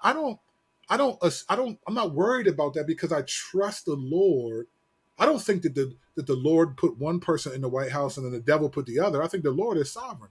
John 19:11, he told Pilate, you would have no authority over me unless it were given you from above. You know what, though? That kind of devotion is to be expected. I mean, because we grew up in What you mean by that devotion? What kind of devotion? Well, devotion to the flag, per se. Devotion to the United States. We live in a nation where that's cultivated. As much as we might laugh at a Russia or China or Germany for the way that they, use propaganda to, they march a certain way, they look a certain way. The United States is just as guilty. We're just as guilty of doing the same thing. I mean, I remember going to school as a kid and having to say the Pledge of Allegiance to the flag. Remember that joint? Every day, right? Hand over your chest. Hand over your chest. I remember, like, I pledge allegiance, right, to the flag of the United States of America. Right. To the republic for which it stands, one nation under God, with liberty and justice for all. One. You know when that got written? You know when that got written? Nah, I probably knew at some point. Yeah, at 1892 is when it was originally written, and then it was changed by Congress in like 1908, 1912. So when with liberty and justice for all was not the original words. It was changed in like 1912 and 1922, one of them. So when kids were saying that across the nation, there was so much racism and Jim Crow and hatred. They were saying with liberty and justice for all. There wasn't justice for all then, and it wasn't under God. Right. But, so to your point, we've been conditioned to think. But the brainwashing was there. The condition, the brainwashing. I pledge allegiance to the flag. To the flag. And you're looking around the classroom and you're seeing all kinds of different kids, and you all have your hand over your heart and you're pledging allegiance all at the same time. Millions of kids at the same time in the morning. Like, this is, It's just there's We used to do it power every in day. that. We did it every There's day in power in school. that. Yeah, When I was there's in power elementary in school, that. it was every day. And if you didn't do it, you got in trouble. Got in trouble. Yeah, you had to stand up and put your hand over your heart and Yeah. do the Pledge of Yeah, you Allegiance. get in trouble. Yeah, you go sit in the hallway. Right. It was So it's mandatory. that kind of devotion is to be expected to a certain degree. I mean, Yeah, people have been, They've been brainwashed to believe that. maneuvered or manipulated in a certain way to function. Brainwashing. Yeah, and so I'm glad you said that, because I think another thing that we have to pay attention to is a greater confusion about biblical morality, right? Theological morality. This is what I mean. Right now, this happened to me yesterday, right? On Twitter, we were going back and forth with this guy, and I have amazing times on Twitter, and so, what I notice is a further justification of attitudes that are not Christ-like.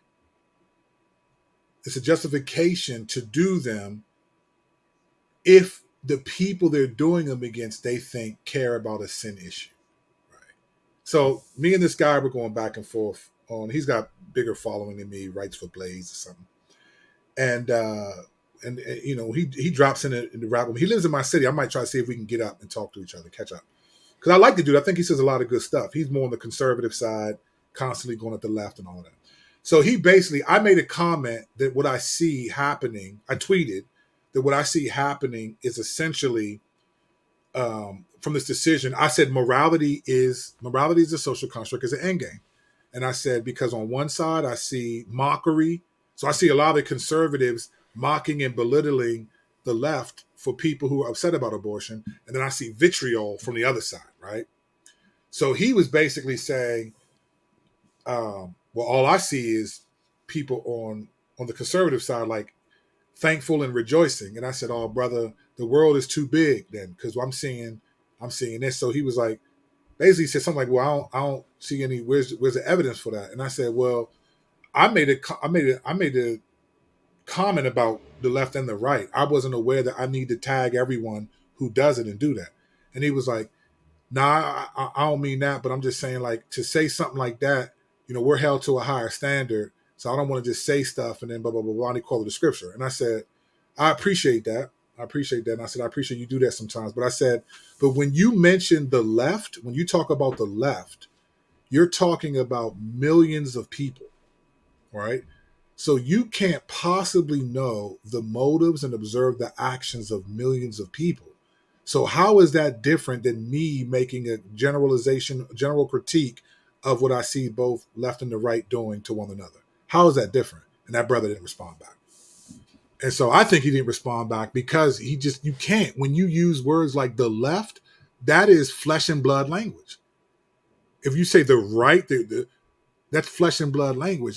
So the enemy is other people. But the Bible says we don't wrestle with flesh and blood, right? The enemy is the devil. Mm-hmm. So there's already been this justification for attitudes and actions because these people are opposing what you think is the right thing to do. And the Bible just doesn't tell us to do that. It just doesn't give us that leeway. Like, hey, if these people piss you off, fam, go ahead and go off on them. You know, it doesn't say that. The Lord wasn't like, hey, y'all start judging people, and then when I come back, I'll finish what y'all did. Nah, he didn't say that. But a lot of Christians are justifying sinful. Well, it's abortion. How could you not? Fam, do you honestly think you're going to stand before the Lord and he's going to be like, bravo, you cussed out these people because they agree with abortion? Like, can we just be honest for a second? I think abortion is evil. I don't think it glorifies God at all. But God is not afraid to kill a baby in the womb. In 1 Samuel 15, God told Samuel, kill all the Amalekites. And he said, rip the wombs from the mothers. Like this, Hosea 14, God says he's going to destroy the women and rip the babies from their womb. Like, let's not act like God is like, oh no, please don't kill babies. Like God, when his wrath comes, they're included in that, right? Let's not act like that's not real. So that doesn't mean we don't care about abortion, but we have to put things in biblical perspective. Like God cares about how we relate to people, which is why he said in 1 John 4:20, which Strike Interactive said earlier, How can you, if you don't love your brother whom you have seen, you can't love God whom you haven't. That's a real thing. When Jesus said in Matthew 7:12, however you wish others would treat you, do also to them. He said, this is the law and the prophets. Yeah, I think what makes it even more real is it's actually something that you're able to do and control. Right, So 100%. it's you're talking about going from something like love your neighbor as yourself to stop abortion across the nation. I mean, you can't do one of those things. You can do one of them things. Right, One of the things you can do, which is love your neighbor as yourself, which is love your brother who you right, see. You can 100%. do that. That's under your control, that God has given you the ability to do that and even the desire to do it and overcome your lack of desire. You know what I'm saying? Yeah, But to just stop abortion across the nation is not necessarily what you are commanded to do. yeah, You're not commanded to stop sin across the world or stop sin across the nation or stop no, sin in your neighborhood. You're not commanded to stop those things. You're true. actually commanded to love your brothers and call out sin and wickedness where you can at any Yeah, given moment, and make an argument and an appeal as to why you believe and why you have your faith, right? But you do so with love and kindness that you can win them over. That's what we're commanded to do versus, that's real. yeah, I mean it is real because it also brings the Christian faith back down to something that we're actually a part of and functional in. Yeah, You know, like our function is to put to death the misdeeds of the flesh within ourselves. You know what I'm saying? Like to battle the flesh within ourselves, and love others in the process. But man, we sometimes put burdens on ourselves that are unrealistic, unrealistic. and then we work with them to the nth degree to where our passion goes to those unrealistic goals, and then we end up actually doing nothing. So to prove your point, there's one in redemptive history in a passage in scripture. We're going, so in redemptive history, when Constantine made Christianity the national religion of Rome, it wasn't because they were exercising political influence. It was because they were caring for the poor and the needy and feeding people, and they were even risking their own lives to serve people, that they were like, man, this is it. These people are having an impact because they're not afraid to be among the people, because the church thought that these people are made in God's image. That's our responsibility. It wasn't just other believers they cared about. It was like they took Matthew 25 like seriously. They took this stuff like seriously, right? So even in human history, you never see legislated morality as a goal for Christians. Now, That's a granted, they that's have. a very that's a very favorable take on Constantine on Well, why he I'm made it a just, Christian but we're nation. not getting. Yeah, But that's not what we're talking about, right? We're I not getting got into you. Constantine. I could say more about that, but I'm not trying to rabbit trail on Yeah, Constantine. yeah, I I'm know. talking about the church. The church was making an impact that wasn't political. They weren't affecting policy in Rome, right? They weren't even Roman citizens. They were just living among these people, applying First Peter 2 in a way that was like, wow, these Yeah, people are taking it serious. like And they will that know was, that I'm real by the way you love one they another, were like they that. were Yeah, applying John 17, right? right, First Corinthians, John 13, John 17, Jesus' prayer. May they be one, so that they would the world will know that you sent me when they're one. right, They right. were doing that. It was never through political means. But biblically speaking, let's look real quick on. So Jesus, I think politics is really about power. Politics is about wielding of power, and law. And in our day and age, it's power executed through vengeance. I think a lot of things are. We both saw this. Remember that Elizabeth Warren? How dare they? And we were just like, yeah, Yeah, and it's like it's just power executed through vengeance. The strategy's fear. Let's scare our folks into being afraid so that they'll believe us, that we'll do something about it, and then it's vengeance. But I think Jesus gives a clear description of how believers are to interact with power. And here's what Jesus says in Mark 10:42 through 45. Here's what he says. Jesus called them over and said to them, you know that those who are regarded as rulers of the Gentiles lord it over them, and those in high positions act as tyrants over them. But it is not so among you. On the contrary, whoever wants to be great among you will be your servant. And whoever wants to be first among you will be a slave to all.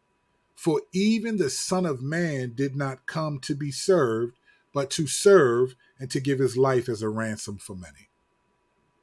Now, think about what Jesus is saying here. First of all, who's making this statement? The supreme being of power, right? So this is Jesus. Jesus was so, I mean, he's got the fact that he didn't count equality with God something to hold on to. So Jesus said, look, I'm going to actually restrict my usage of my power intentionally so that I can and win people without that use of power. I mean, this is Jesus, right? Mm-hmm. So here is the one who defined what power is. He gave mankind an understanding of the usage of power, is now telling his disciples that the rulers of the Gentiles, and in this case, Gentiles are just unbelievers, right? They're not people who believe. He said the rulers of the Gentiles lord it over them, right? So they're forcing people into submission. And he said those in high positions act as tyrants over them. Now, it's clear that Jesus isn't just talking about some just sort of political power means. He's talking to his disciples that they're not guaranteed to have these high positions. And look, he's just saying, don't be like that, though. The way you use power, the way you understand power is not by lording it over, forcing people into submission, and not being a tyrant, a jerk to them. That's what he's saying. You don't force people into submission. You know what he said, do? He said, serve people in the submission. You serve them. Yep. Serve them in the submission. You love them in the submission. And then he said, this is what I'm doing. I didn't come to be served. I'm the most powerful. Everyone should, every knee will bow and every tongue will confess one day. But he said, I'm not even here to do that. Right. I'm not even acting like the Gentiles are with power.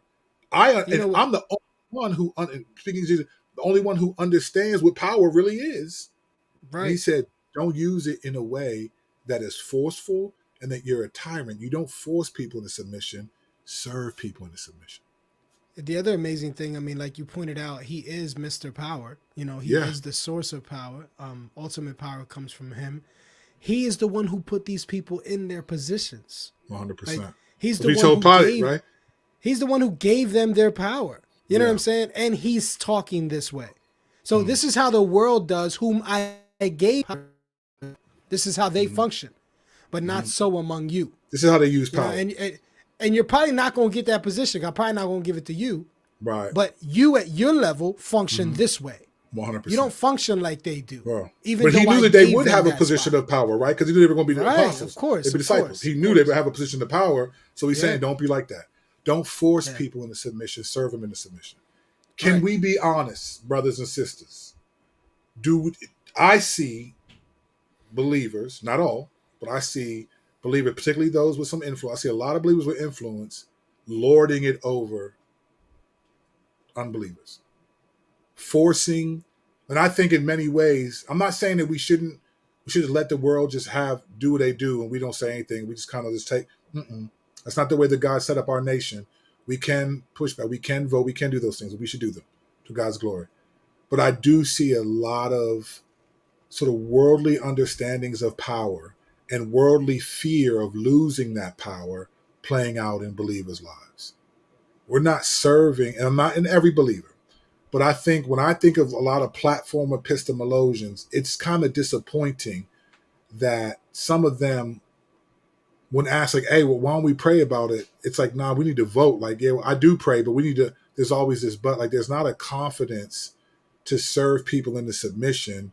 We need to lord it over them. And now that I would think in my lifetime, I've never seen so much lording morality, forcing people to submit to a morality through politics. I haven't seen this on this level before. Maybe I was just too young to understand it because obviously as a kid, I wasn't into politics.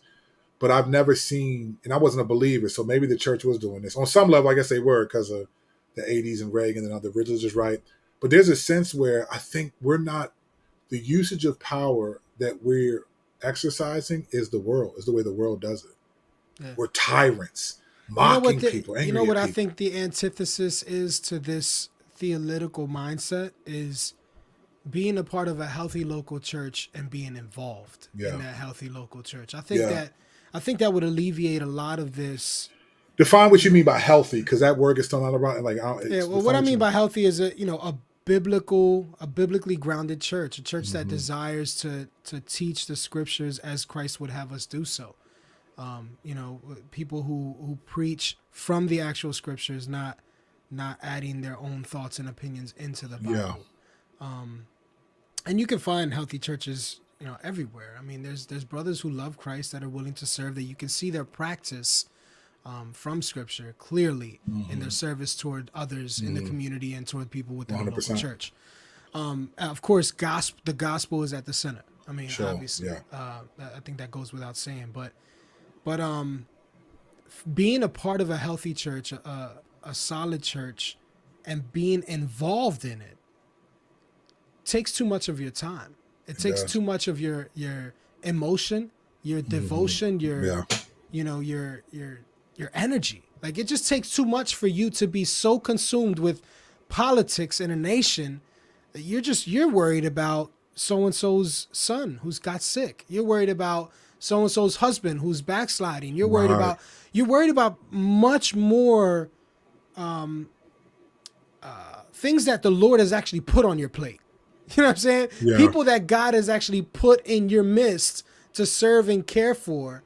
I think, to me, that's the antithesis to this whole theological nonsense. I think we're so caught up in being a part of this bigger group that we forget how monumental it is to be a part of this small group in your community that loves the Lord and worships Him together. Well, it's not as much fun, right? Like, let's just be honest. No, it's not. It's work. There's an excitement to gossip and slander and It's true. vitriol Yeah.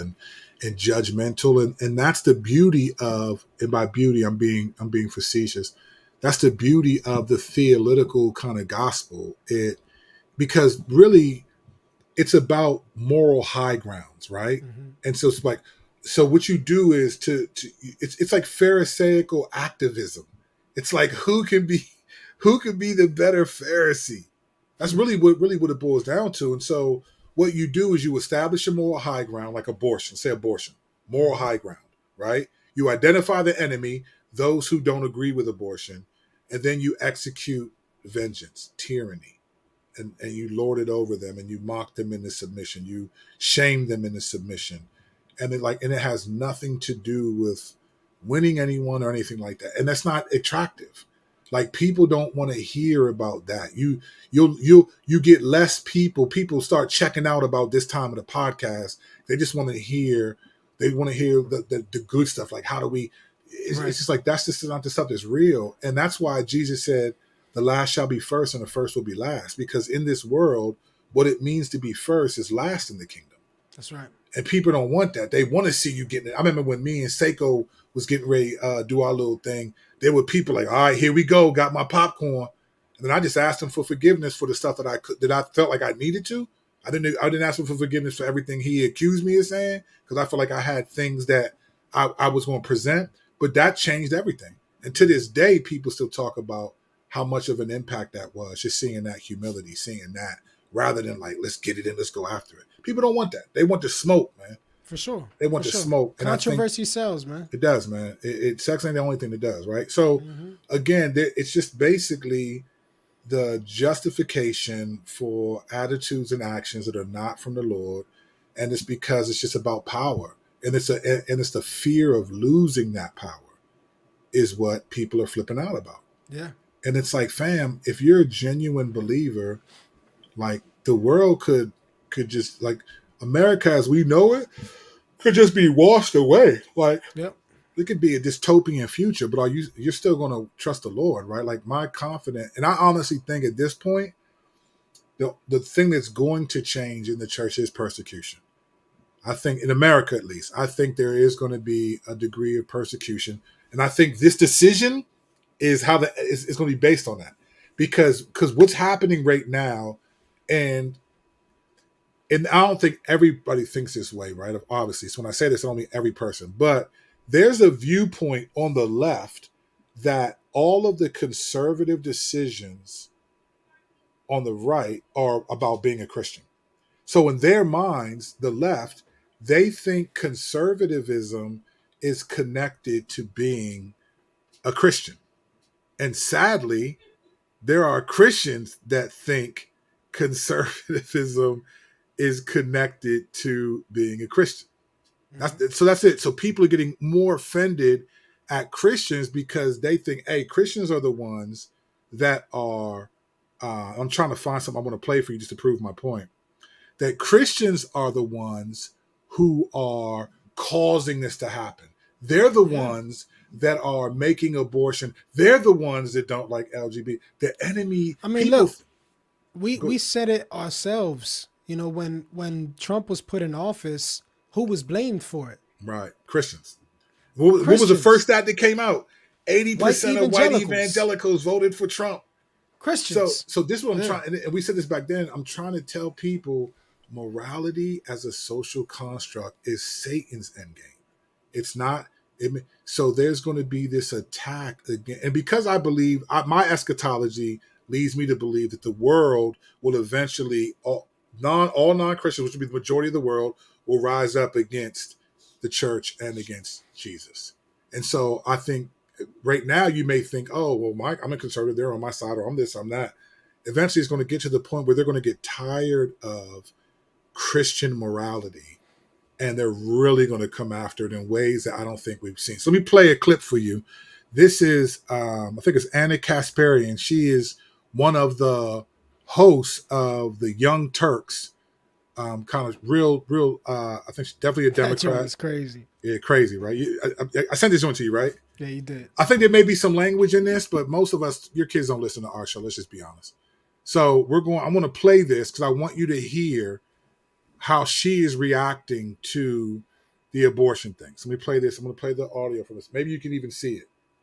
All right. I don't know if you can see. You can kind of see this. Listen. I don't care that you're a Christian. I don't care what the Bible says. Like, I feel like it's a clown show, like sitting here trying to decipher what your little mythical book has to say about these very real political issues, right? I don't care if you're Christian. In fact, I will fight for you to have your religious liberty and practice your Christianity. I believe in that. I don't believe in Christianity, which means that you do not get to dictate the way I live my life based on your religion.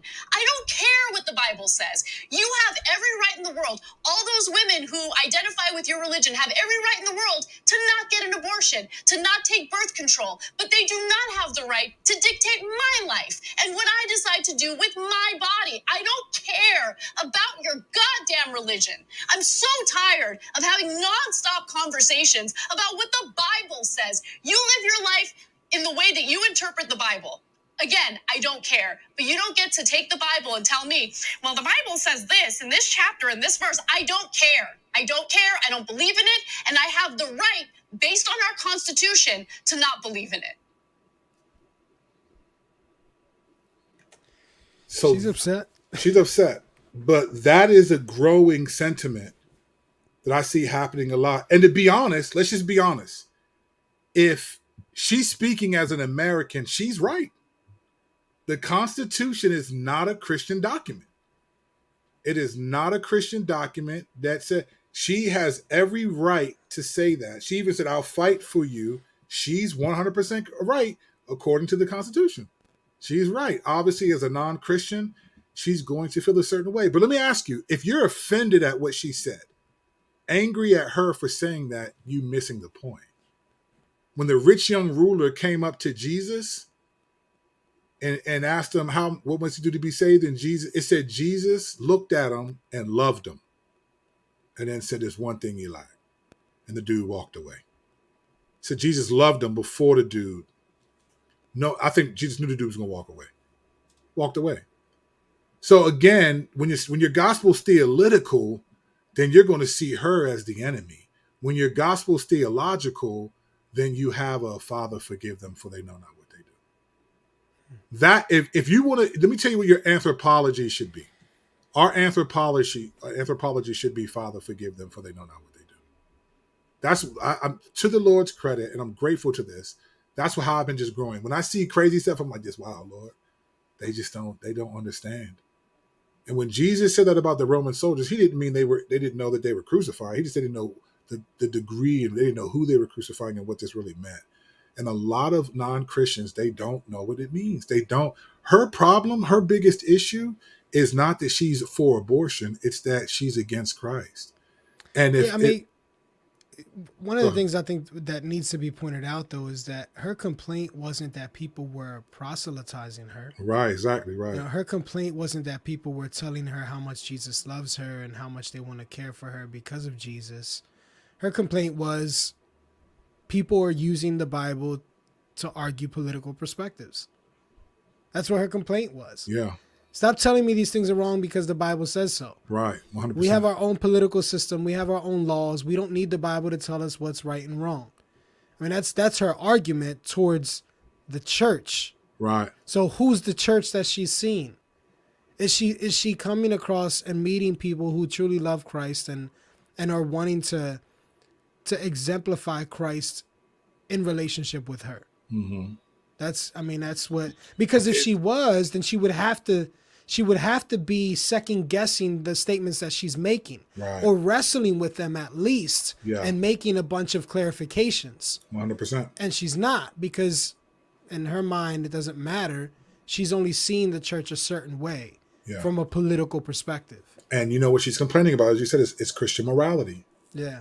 See what I'm saying? So it's Christian morality. So here's this woman with significant influence. And I would say, based on what you're saying, Strack, I think you didn't say it like this, but I think I'm going to say this based on what you said. She probably doesn't have any Christians in her life that she's evaluating. She's evaluating the conservative political view of abortion and saying it's Christians that are saying that. Mm-hmm. So understand what we're getting at.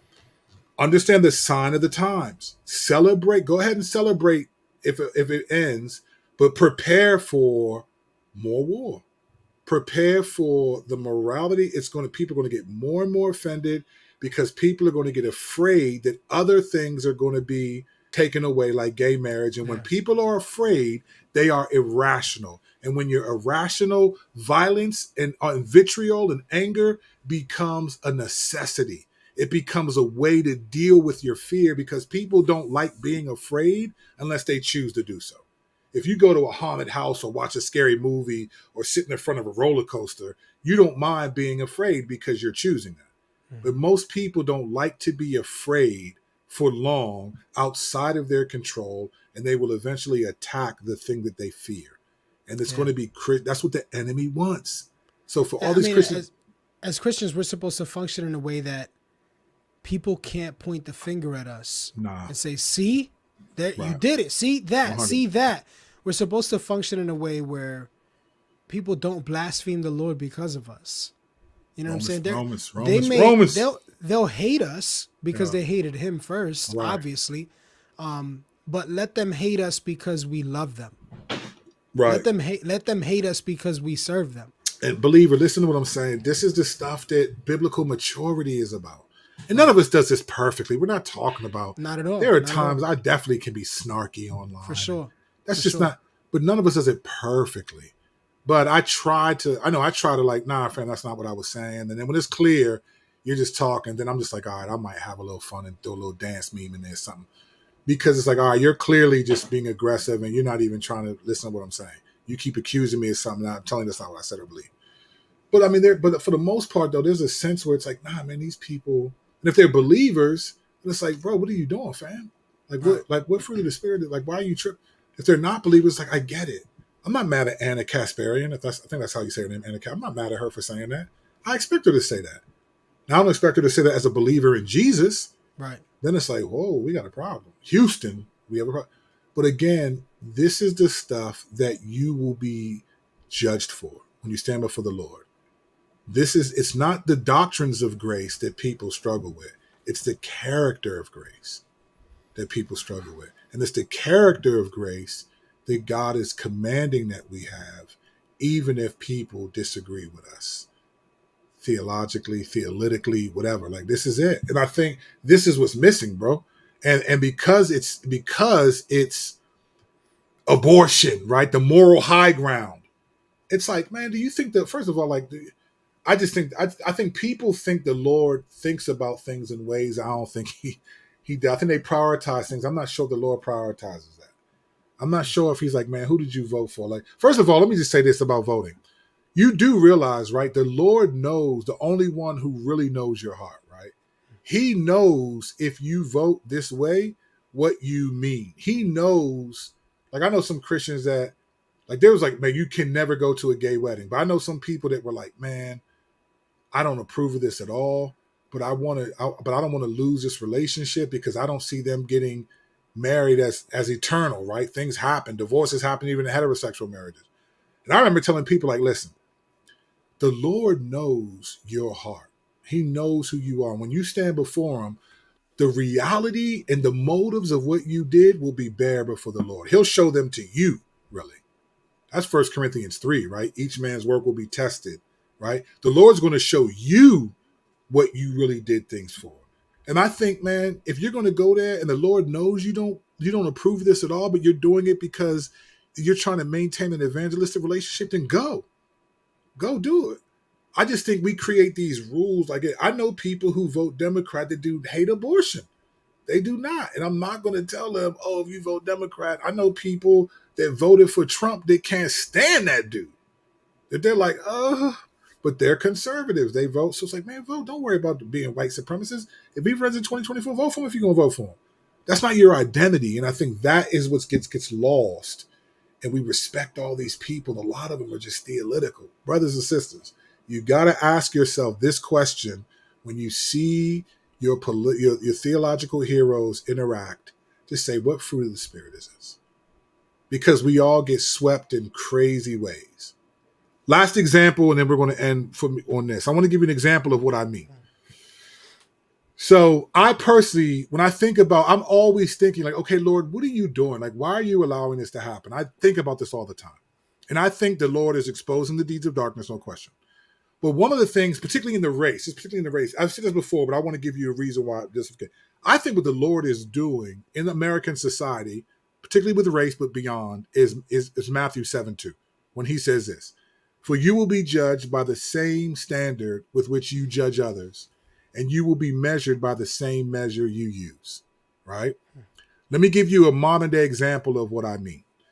So me and Strack, well, I don't know if you read the article, but there was an article, Christian Post article. It's entitled this: what should you do if your pastor tells you to repent of your whiteness?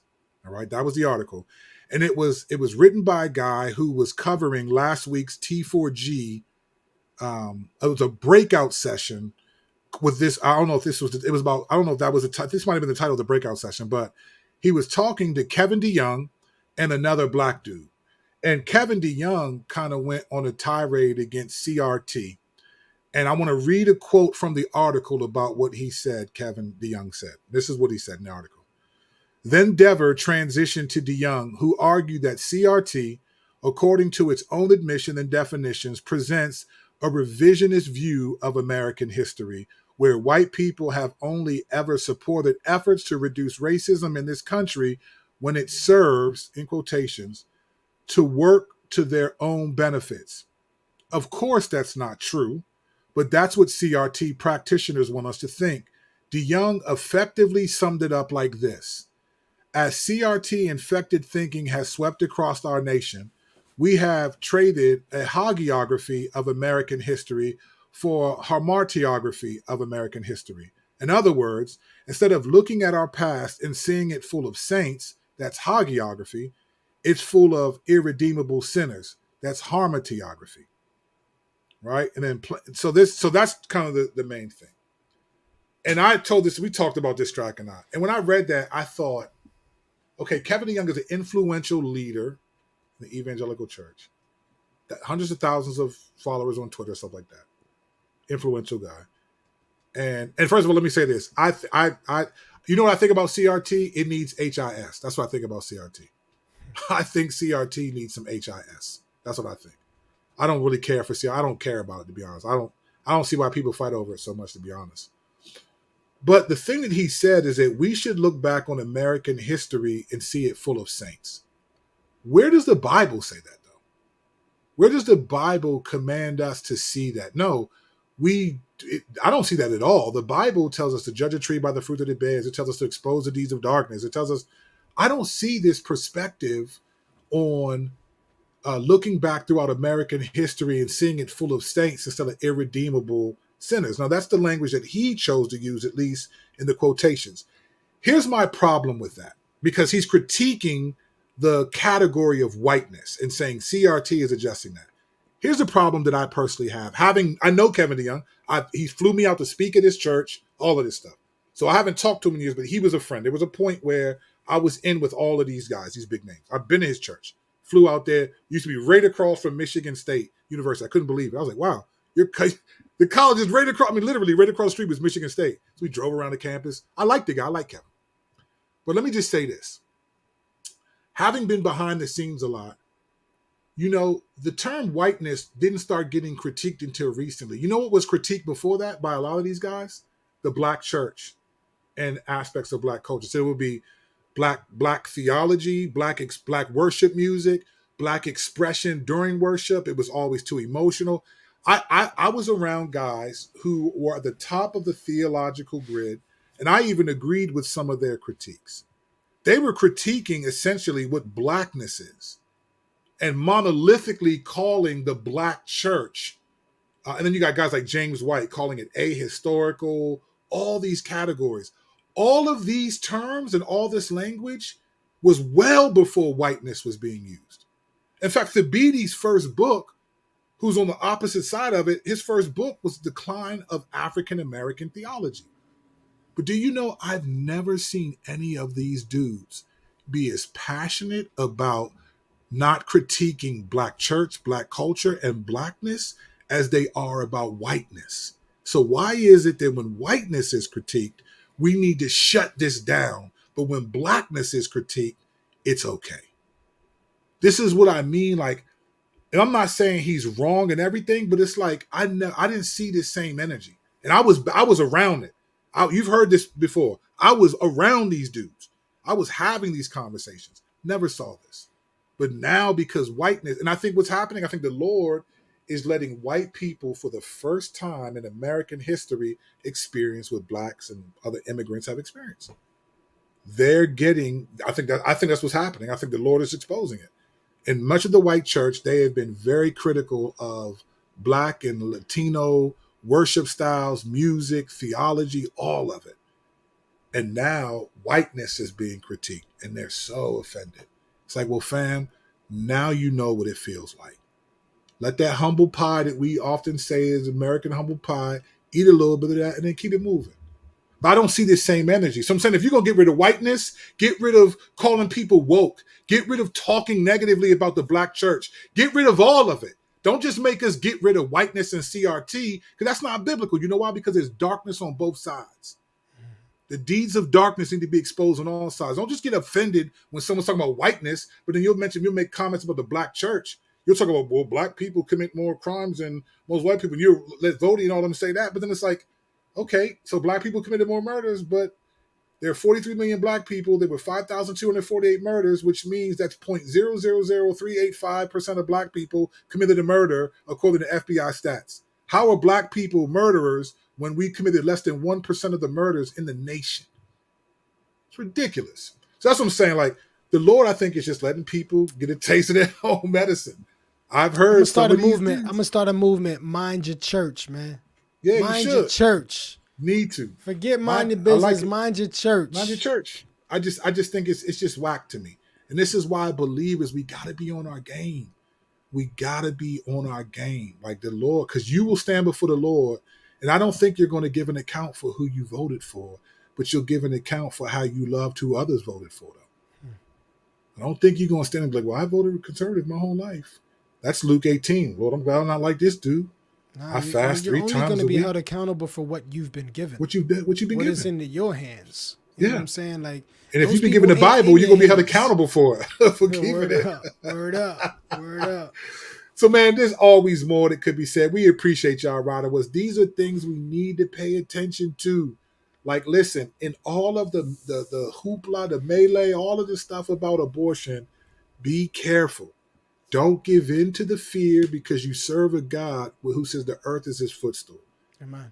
It doesn't matter ultimately who's president. Doesn't matter if they strike this down, if they decide to keep it. It's way deeper than that. There's an enemy. Remember. So there's two ways we got to see the world. Flesh and blood. Okay, what's happening in the natural world that we see. And then we have to not think flesh and blood.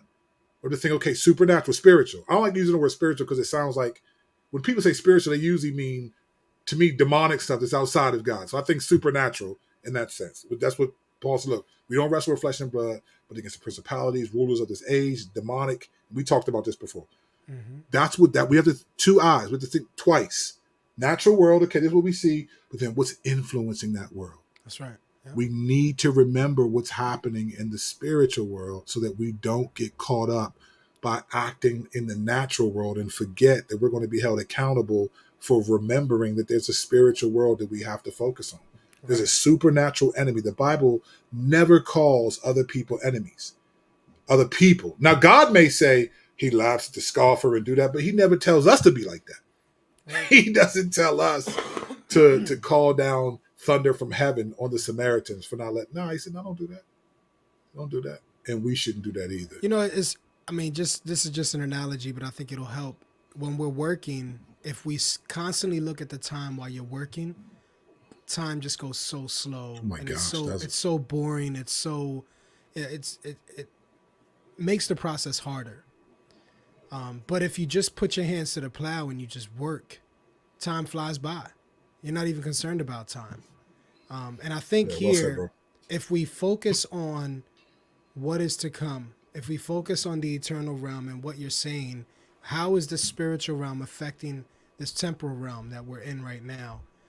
If our focus is there, the temporal realm would not cause such a problem for us. No. We won't be stressing so much and so anxious over the temporal realm or fearing, because we'll be focused and set upon what the Lord has done, is doing, and will do, on our behalf. Mm-hmm. So we just have to refocus, man. Mind your church. Mind your church. Mind your church. Man. You do. You need to do that. And Proverbs 4:23, man. Keep your heart with all vigilance.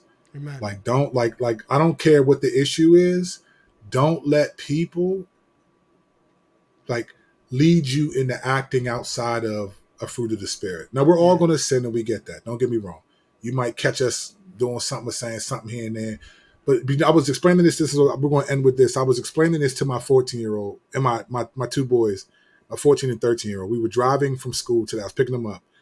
And we were talking about the abortion issue. I was explaining to them what's happening. And my sons were like, my oldest son is the one who was like, man, really? We were talking about it. We were talking about how to be a Christian in these times. And I feel like the Lord gave me an analogy that was helpful for him. I usually don't say it in these terms, but here's what I said to my son. I said, big boy, the difference between a Christian and non-Christian is non-Christians live to sin and Christians live with sin. Mm-hmm. And I said, there's a difference because like when I used to live to sin, I'd be like, man, it's Friday. I'm getting high. I'm getting twisted. I'm trying to get some girls. I'm trying to hit the hotel. Like I live to sin. And I said, but when you're a believer, you live with sin. So it's not that you don't sin, but you're not trying to, you're not excited to do these things. And when you fail, there's conviction and so we live with sin, but we don't live to sin. Yeah, that's good. And my son, it just connected with him. And I was like, man, thank you, Lord. I appreciate that. Simplicity of that is the difference of Christian. Live with sin, but don't live to sin. And so I think there's some believers, I think the theological gospel allows us to live to sin and still say we believe in Jesus, even if we treat other image bearers like we should treat the enemy, Satan, the real enemy. And that's because we believe the lie that proclamation of truth could never be sinful. That's why. Right. That's right. We well said, bro. We think when we proclaim truth, it could never be a sinful. Right. Right. Or our motives can't be because we're standing up for something that we think is righteous. You can say a lot of true things in a sinful way. Well, say that. You can say a lot of true things in a sinful way. I remember I had a bar back in the day in 1996. I'll never forget this bar. I said, I'm living wrong for the right reasons. So it's just like, you can do that. You can do that. Live wrong for in your mind the right reasons. It's just like, nah, it's wrong. Or even live right for the wrong reasons. Live right for the. I mean, it's just wrong. And I just Right think we have to according be to who? careful. And don't let anybody make you feel like you are doing something wrong. Like I remember Vody was saying this, and I told him, I said, brother, you need to be careful. Because it was like, he made a point when he said, when people tell you you're not being loving, it's because you're contending for the faith. And I said, nah, brother, don't do that. I said, because love is conditional upon your conversion. Like that's not just because you disagree with people. It's because it's not about contending for the faith. They're warning you that you're being contentious for the faith. I think we have to be careful. We can contend for the faith, which means we stand up for what we believe in. But contend assumes the fruits of the Spirit are in place when you contend. Jesus contended for the faith. Paul contended for the faith. It wasn't about being contentious for the faith. No. Let truth be offensive, not the way you present truth. Shouldn't be offensive. That's a difference, right? So live with sin, but don't live to sin. It won't get you there. Yeah. All right, y'all, man. We appreciate y'all riding with us as always, man. We cross-examine. Don't forget to go to hishypeman.com. Get the music, get the goodies. Yes. Strack, I know you got another video dropping, man.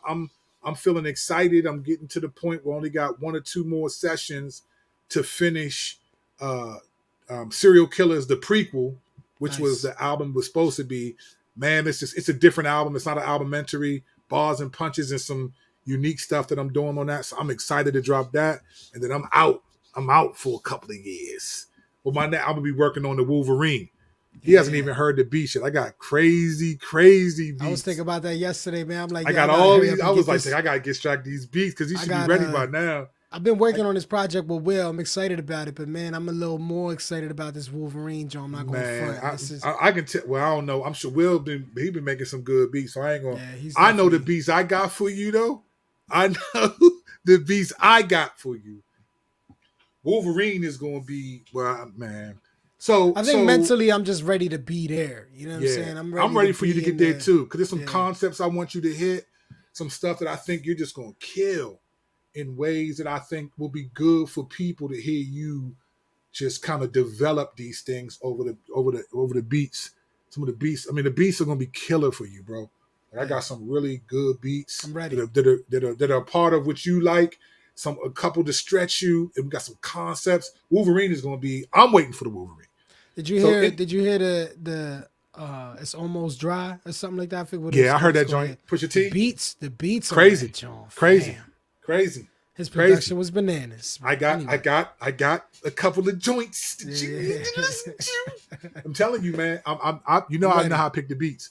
Yeah, the beats are crazy. I mean, it's the same old Pusha T. It was some stuff that was good. Yeah. The same old. So anyway, we appreciate y'all, man. Don't forget to go to hishypeman.com. Yes. Don't forget to go to kurtkennedy.com. Follow us on Twitter at hishypeman. Is this Hype Man? Is that it? Is that Hype Man Strap? Was it right? Yep. And then I'm Kurt Kennedy on Twitter. We grateful for you guys. Thank you so much for riding with us. I'm Kurt Kennedy. He's Strack the Wolverine. We out of here, y'all. Stay focused.